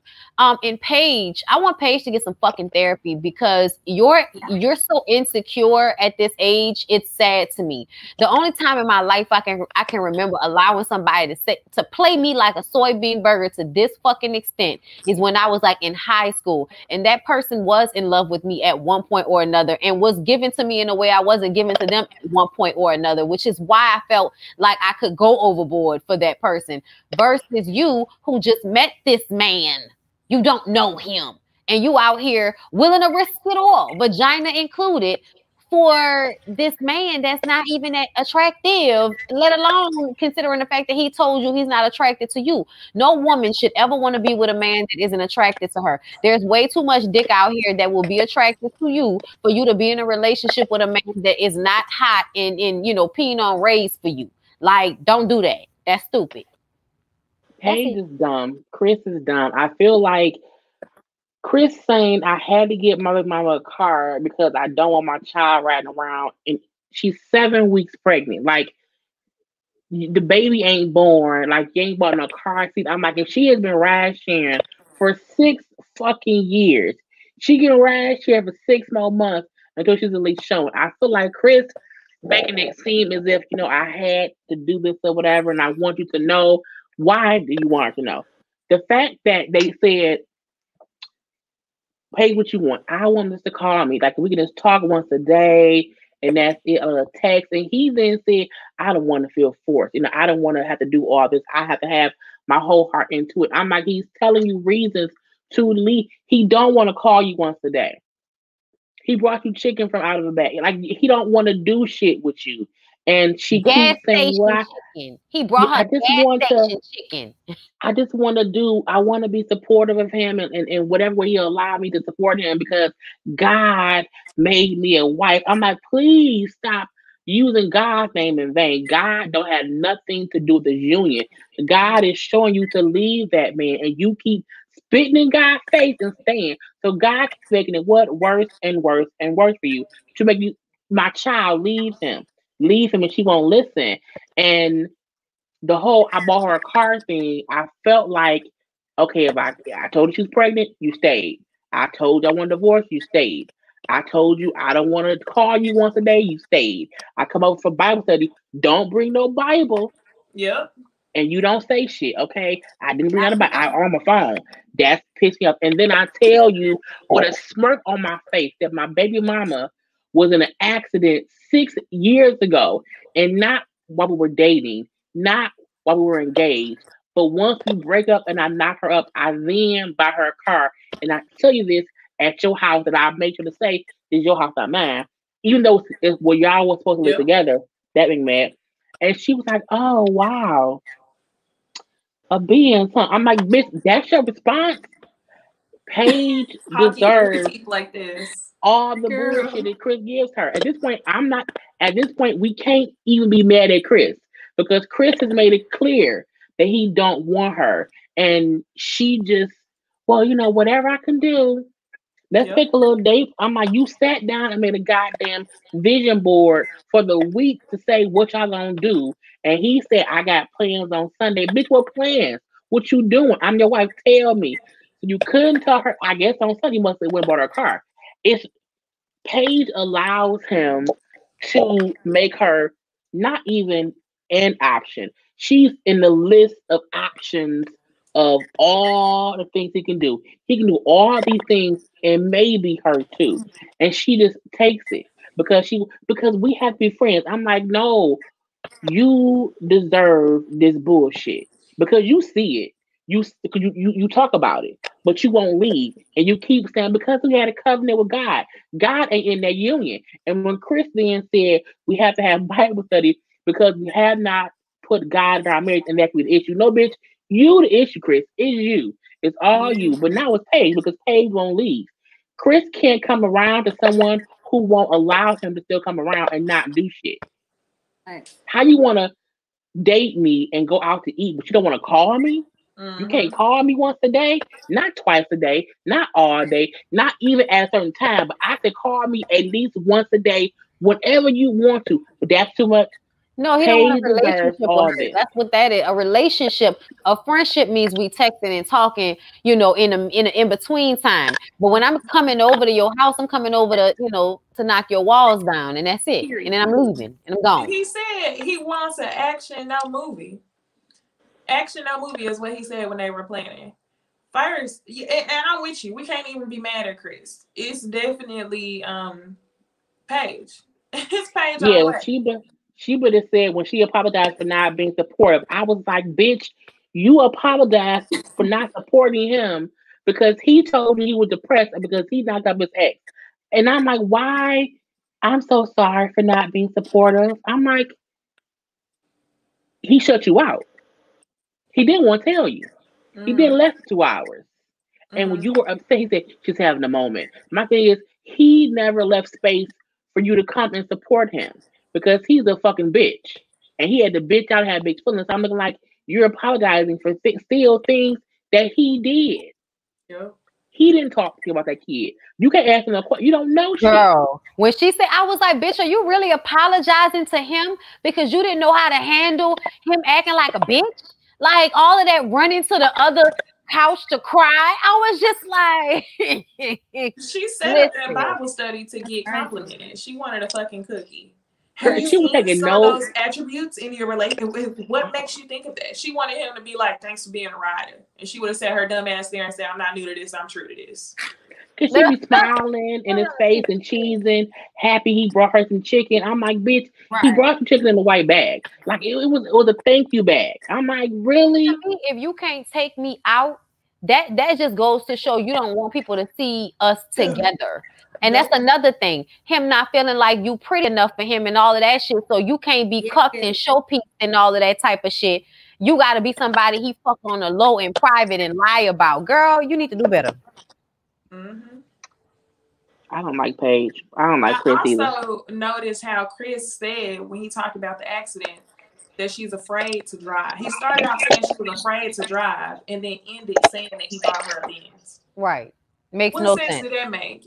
Then you wanted to bring your fake rich ass on TV and tell everybody that it was a brand new Benz. And he's not repulsed by Paige. Please don't think that. He's not repulsed by Paige because he's still trying to fuck her. Repulsion means I don't even want to stick my dick in you. That's not repulsion.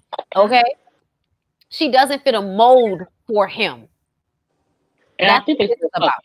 I feel like they fucked that Bible study.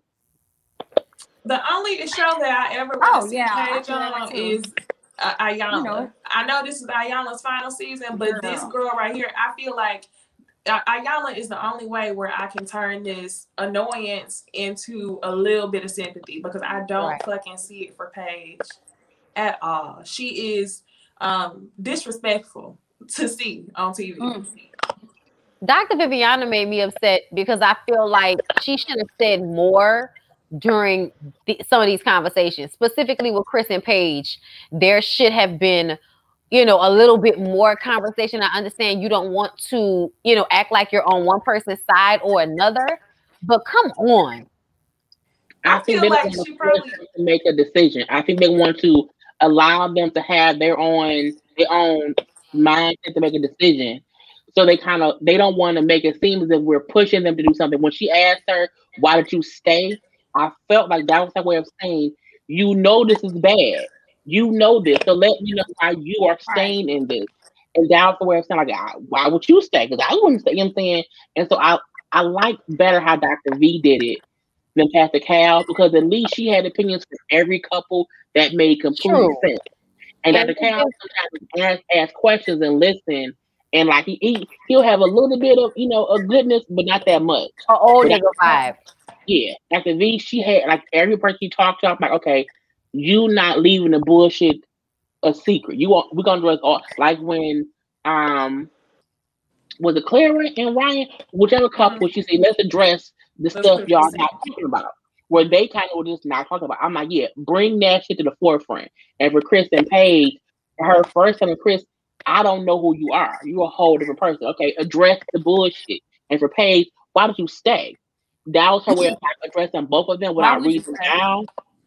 Because I'm like, why did you stay? Because God made me. I'm like, you sound dumb. That's not why. She stayed because once she realized he didn't want her, that bothered her, especially because they had already had sex. So now she just wants him to want her. Like, that's really what it is. And I think whenever he showcases those little moments to her, it makes her, she gets so much out of it because he's depriving her of it. Like, I feel like it's some shit people just do in middle school where they give you a little bit and then take it away and then give you a little bit and take it away. And to the point where you're like viewing them as a drug almost, because you just want so bad for it to feel good, because it always seems like she smile. She's when he like does little things, she smiles so hard because that little bit of attention is great. Haven't experienced it since middle school. And pay attention to her clothing choices. The desperation is evident. The type dress that Bible study with? Yes, she wearing the Bible study bodycon dress. Girl, get out of here. And then whenever she met up with him at the restaurant, she wore another bodycon dress. So it's really sad that at this point, you know that the only thing he really appreciates is your ass. It's your body. And Yeah. you make sure to accentuate that every time you see him. Right. Paige, so and she's so in touch with the Lord that she's not in touch with obviously. That's what's bothering me. Something. I mean, he was the only one that wasn't on the show. Her mom and her brother was on the first episode, but we didn't see them at the wedding. So where is her family? And the other thing is, why aren't we hearing from, like, Paige, not Paige, Chris's mom has spoken out about the show. I don't know if y'all saw, but she was basically blaming shit on production, blaming shit on the experts, basically saying that people was depicting her son in a negative light. Oh, girl. Mercedes has spoken out after the show. Chris has spoken out, even though his Instagram is on private. You don't want to be private. You want exposure. The only person who we're not seeing is Paige. So why are you not saying anything? Because you're looking worse than Chris at this point. So do something. I think if she maybe watch the show back and she sees how dumb she looked, I don't think she has an excuse yet. I think I can understand that in the moment you feel like I'm doing the right thing, but you watch it back, you're like, damn, I was dumb. Like, he's showing me his worst self, and I'm accepting it and making excuses on why I stayed. Like, to me, if you are this strong Black woman who's smart and educated and all these things or whatever, but you sat there with a fool for a stranger, like, you should feel like, okay, I fucked up because I wasted my time trying to give him a marriage that he wasn't even ready for. The simple fact, when I would have found out he was fucking someone while in the process of this show, to me that meant you wasn't ready. Because why would you be fucking someone while you're being vetted for this show? If anyone who's really ready, you're not fucking nobody at all, let alone someone that you can get pregnant, let alone an ex-fiance, not some random chick, a little one. Like, no, your ex-fiance you fucked 6 weeks before the honeymoon. So the whole time you're being vetted, you were still invested in that girl. So I think for Paige to have known that, but still needed more to feel as if, oh, we can remake it. He wasn't ready from the beginning. You were. And if you were robbed, because if you would have had a different husband, all these great things that wanted to be committed would have worked. But you are trying to put all these good intended feelings into a piece of shit. Right. That ain't how it works. That's what makes me think about Haley. Like, when Haley probably was smashing somebody else, had a whole nother dude before she came on the show. That's why it's hard for her to connect with him, with Jacob, because she's comparing him to her last dude, probably. Well, that would make Jacob not so crazy about his assertions that she had a dude at home. Because remember, he said that, and she act like he was being crazy. We all thought maybe he was just kind of making shit up in his mind. But the truth of the matter is, if that's the case, he probably picked up on that. Somebody in production, y'all know how they be whispering shit in people's ears. So I feel like if it's true, somebody told him, and maybe that's another reason why he's kind of detached in a way, and he's not really trying with her. Someone said in the comment section that it does seem a bit odd that she is so religious, yet she goes on a show called Married at First Sight. When really people feel like it's making them a farce out of the sanctity of marriage. The reason I think that's bullshit a little bit is because this show has created some good couples. Like I feel like, Deanna and Greg was a great couple. And I'm not going to name Black people so I can remember. But again, like Deanna and Greg was a great couple. Last season with Woody and Amani, also with Karen and Miles, who got to a good point. Marriages for like centuries. People in some countries, devout Christians or people of different, religions or whatever, still will orchestrate marriages. So that doesn't mean anything. Like, I don't know why people would feel like that. Somebody commented on my video today, and they said they feel like Haley was the popular girl in high school. And I kind of get that vibe from Haley, to where she think her shit don't stink. I think she thinks that she's like 12, 13, 200 levels better than Jacob. Yeah, but she's not. Like making a big deal out of the 80s shit. Because my thing is, you still single, and you came on the show for a reason. I always say people like, oh, why is so and so single? But it's not that it's something wrong with someone, but you can't go on a show like this and feel as if the stranger they picked for you is less than who you should be with. Because if you could do, you would be married yourself if you were such a great person to find someone. Like, you shouldn't act as if, oh, he needs this show, but I'm too good for him. I don't like what they pick for me. Well, you needed someone to pick for you. So don't act as if the person they picked is less than you are. Give them a chance first. Because sometimes they do, and they don't have to match. But don't make it seem as if the person is the issue. Like, if y'all don't match, y'all just don't match. It's fine. Like, stay there. Like, you know what? We don't really work out. We tried, but we tried. Haley don't try. No, she at don't. all. Haley don't try with Jacob. Clara and Ryan is on some fake shit because, again, he giving her mouth some dick but not her no dick, and she does to accept it. And then for Chris and Paige, this fuck shit all around and she dumb. It's like each person has their court. It's really only Brianna and Vincent who I think will make it. And that's out of 5 people, this one. But I think 2 seasons ago, it was like really bad picks or whatever. Last season was the best since I've been watching. Mm-hmm. I've been watching, I think it's going to be like season 8. But again, I'm like, the show works sometimes. It really does. Like, we've seen it work. This season is not working. At all. It's not. First season. Yeah, this Oh, right your here. first Girl. season? Yeah, my first time watching, yeah. It's my second season watching, and last season still had, like, at base level, what, maybe 2 couples we knew was gonna make it for a fact.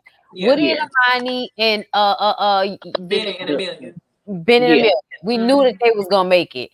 Who else? There was another couple. Miles and Karen. Miles We was like, But we was mad at Karen They for a made while. it, but we didn't think they was gonna make it. Yeah. And with Karen and Miles, like, I just have to say this. Y'all mentioned how y'all don't like how people sign up for shows on TV, sign up for shows, and then you want to hide a certain portion of your life. I didn't like that Karen did that. That she was so shy that she was reserved. But now, on the flip side, that they're married, her and Miles have started a YouTube channel, and they starting to be more, public. Out there. And I'm like, dang, I really wish we would have got this from you on the show, because she got a lot of shit that season. A lot of people didn't like her. She just didn't have a likable character because nobody really got to know her. It was just a bunch of negativity and, oh, I don't like Miles, or Miles this, Miles that. I mean, obviously they're married and it seems like their marriage is good now, but it's just weird to see people monetize their relationship after the fact. Boom. We didn't get that from you on the show. Right. And I feel like you can be yourself and be fun as yourself, even if you're trying to not be so couple the guy. I feel like with Karen and Miles, we didn't get to see Karen at all. Like, separate from her, not being too close to Miles, we didn't get to know who she was. And I think that's a disservice. You can be on the show and be who you are, but like with Woody and Imani, we've seen exactly who they were as single people, but also as a couple. And I think that's why they work. And even with Amelia and Bennett, you've seen the people themselves. And I don't like it when they come on the show and we don't see who they are. I don't mind if you don't want to give details on your sex life or details on this or that. I get that, but I should still be able to get to know you as a person, because they record you for 2 months of your life. Like, how do I not have any idea that you are funny or like, we didn't get any of that with Karen. And even when the show ended, and now, because I follow both of them on IG, and I'm like, oh, she's a nice, funny person. I wish I could have got to know her on the show. Right. Had I got to know you, I would not have been so upset with you treating Miles how you did, because I get who you are. And that's the issue I have with the shows when they come on here and they don't want to, 1, be themselves, or 2, connect to the stranger. Like, you have to at least, it's called married at first sight. You have to at least, 1, get married and then show people who you are, and we can kind of see the story flow. That's going to be interesting. When it's like, I don't want to talk about it, it's a secret, or we have to pry the shit out of your mouth. I'm like, I ain't got time for that. Right. I don't want to. It's already 2 hours. This is, I don't want to go. Right. Did y'all see this shit with Lil Mama? What? Lil Mama, spoke her opinion about children transitioning and at what age she thinks that's acceptable. Oh. And then when people, came at her for it, like she knew that they would, she wants to do an anti-LGBTQ bullying movement. And I was just like, even though I understand what you're saying, just because, people say things, it does not mean it's transphobic, or it doesn't mean that it's, it doesn't mean you're phobic just because we're having conversations about things that some people just don't agree on or don't understand. Fine. But to call it the anti-LGBTQ bullying movement, I was just kind of like, yeah, bitch, go sit down. Don't on the stage. Go sit down. Reaching. Like, I saw her comments at first. I saw her comments. Look, this is what I think about it. Her statement at first, not the bullshit. I think people have the right to say, I would want to wait until my child is at a certain age to make that decision, to physically change anything about themselves. I get that, because I would not want my 10-year-old to say, I want to change all this now. I was okay. We'll call you whatever you want. Okay, I won't stop you from dressing how you want, but I can't have you physically change anything until we are sure that this is what you actually want. Because if in 5 years you don't want this anymore, we can't change that back. So I get people saying, like, make sure they're at an age to where they can make that decision. With Dwayne Wade and Gabrielle Union and the wife with Isaiah, I feel like they let her make a decision of who her outer self would be. I don't think they ever made any decision on anything inner or changing this or that at all. And that's what people keep took saying, that and ran with it. Like, and I'm like, that ain't what happened. Right. You have to let them express themselves. Hormones. Yeah. She's dressing however she wants to dress. And honestly, sometimes the way she dresses isn't even that feminine. You know what I'm saying? Like, there's always like a suit button down vibe to it. Yeah. In either way, like, why is everybody so obsessed about what other people are doing with their kids? I feel like everybody has to make that decision for their own household, for their own kid. The only thing I would ask is that people not teach their kids to go and bully other people for being different. And that's what y'all don't realize y'all do when y'all impress certain ignorant things on y'all kids and out into the world. But at the same time, I don't necessarily disagree with what Lil Mama said. It was just the way she worded the shit after the fact. Like, you can't call yourself an anti-LGBTQ bullying movement. Like, you can't call yourself. I get what she meant. The way she named it was dumb. Yeah, I think it's things where people want to say anytime if you question or have a comment or a thought about anything that's trans or LGBTQ, people do want to label someone phobic of whatever. So I get her saying, okay, if I'm phobic for having my concerns, y'all talking about me is phobic too. Right. But how she worded this shit was fucked she was like, how I'm transphobic when y'all tell me I'm Bow Wow. I was dying laughing. I feel like people shouldn't feel like I get freedom of opinion, but people can't feel some type of way whenever you get backlash for speaking on shit that you don't really know about. Lil Mama doesn't have any kids that I know of. I think she might be pregnant right now. They think she may be pregnant. Oh, okay. But even then, like, that's not something. Look at Jamie's face. But no. She posted a picture. It was a post and delete picture that she posted, and she had a belly bump. And it was a quick post and delete picture. But we don't know if that was from a movie or whatever. So who knows? But she posted it and then deleted it. And then put something like, when someone actually posts something, I hope y'all don't get it. Was bullshit, girl. But she posted something to take it back.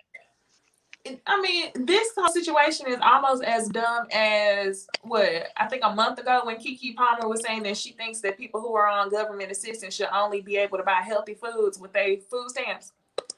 Hold on. What did she say? I don't know, but this is what I think about that. Because only one thing. So I have a family member posted on social media how, like, here in Michigan we have it's called like My Bridges or whatever, like a bridge card. Mm-hmm. And there was like how kids, any child that was in school from like September through whatever date, but was at home, food stamps would give the parents extra money. And so people were posting how they were getting like thousands and thousands of dollars for their kids. And people were posting like, y'all out here posting how y'all bothering on food stamps, but y'all ain't gonna use that money to really buy food. They were trying to they were trying to sell food stamps or whatever. I do feel like sometimes if you get some kind of assistance, not that it should be monitored, but I do, because I've seen people abuse it. I do think there should be some kind of way to not allow people to abuse it. I don't know how to do that, but I do feel like sometimes I've seen people like just do some bullshit with it. She was saying, Keke Palmer was like, I think that fruits and vegetables and healthy food should be free with the, you know, if you have like a EBT card or something like that should be free to people who are on, you know, who get the benefits or whatever. That's what she was saying. It wasn't like she was saying you shouldn't be able to eat certain things because, you know, that's not your tax bracket. That's not what she was saying. But what she was saying is people should not have to pay for fruits and vegetables and shit like that when they're on assistance. And I think that's what people misunderstood. I just looked it up. So this is where I was confused because her tweet said, imagine if your EBT card could only work on healthy items. So then that's where I got that from. Like, what are you talking about? Only work on healthy items. But then she posted on Instagram and explained exactly what you said, Bondi, where she says all healthy foods could swipe for free. Pretty much like a reward for being healthy. Okay. Yeah. I mean, at the end of the day, people might want to get mad about that, but I mean, you do know that rich white people eat healthy and poor black people eat bad, right? I'm just saying, like, this is another thing used to harm us is the way we eat. Right. It's systematically, like they put, you know, food deserts and bad food around us. I mean, it goes all the way back to the slaves eating the scraps from the pig from the slave master's table. Like it goes all the way back to that, like how we eat what is at the bottom. You know what I'm saying? We eat whatever is left over instead of eating all the healthy foods and all that type of shit. I mean, it's not even accessible in some neighborhoods the way it is in others. They don't even allow you to farm the way you think they do. Like they don't even sell certain seeds and shit for certain foods in order for you to grow it yourself. Like it's a lot of things that make it hard for us not to live off this system. Like in certain places, you can't even collect rainwater. Like, you know, it's a whole bunch of like different little ways that they, you know, put roadblocks up for black people. And food is one of those ways. So I feel like when people are trying to, you know, force poor people or black people to eat healthy, everybody wants to get upset. But really the truth of the matter is, okay, don't eat healthy. Die young. Like the fuck? Like, all right. I'm not gonna argue with you about it. The money they have sometimes won't go that far, because if you have 3 kids and you getting $1,000 a month, but the food is too expensive, like you buy cheap shit. So you know, fruits and vegetables are expensive. Okay, they are. Fruits and vegetables. My healthy home food, you know, Whole Foods fucking refrigerator is never cheap, bitch. It's never cheap. Okay, and the cheap shit is all the stuff that's gonna stay in your pantry for a year. You know what I'm saying? So at the end of the day, like I get it, but I also feel like there should be more of a balance. But if there were programs like that, you know, a part of it, it will force them to have to be able to have that available instead of, you know, fucking Infamil and cereal and cow's milk and shit. Bitch, put some, make sure these hoes got bananas and apples and shit when I go down to the store. But yeah, I don't think that it should be like this situation where y'all, you know, making people buy certain foods. No, you shouldn't be able to dictate what the fuck food I buy, bitch. Fuck you. You giving me this because I need help buying food, whatever food I won't eat. You don't get to decide that, oh, I'm already broke, so I shouldn't be able to get shrimp with this. Bitch, fuck you. Like, get out of here. I'm making shrimp lo mein for my kids tonight, bitch. I should be able to get this shrimp. Okay? Y'all tripping. But you should have a favorite vegetable, bitch. Stop with the bullshit. Okay? Absolutely. Absolutely. Just saying. Player. I ain't about to be out here acting like it's cool for you hoes not to eat vegetables. Like, that's a lie. Mm-hmm. Season them. Poor Clara. Thanks. But yes. Well, I know what we're talking about. We didn't about wraps that up. We gave y'all 3 hours. Listen, right at the 3 hour mark. We went full circle. And we even threw Right, in it's the Snowfall. great Didn't nobody Albemarle. ask for it, but we threw it in. I know, right? We be getting shit talked about in our town. Okay, all kind of stuff. You got fruits and vegetables. We had porn talk. We had all the shows. We did 2 extra shows. Okay, Prison we be talk. on it. Yes. You know. And I let love us it. not go over a second more. So with that, y'all make sure you guys go and subscribe to the ladies' channels because we will be rotating, and next week it will be on Niecy Dixon's channel. So y'all make sure y'all go check out her YouTube and subscribe, as well as Jaylee's Corner and Bondi Blue. I'm Jamie, that's me. Thank you guys so much, and we'll catch you guys in the next one. Bye-bye. Bye. Bye.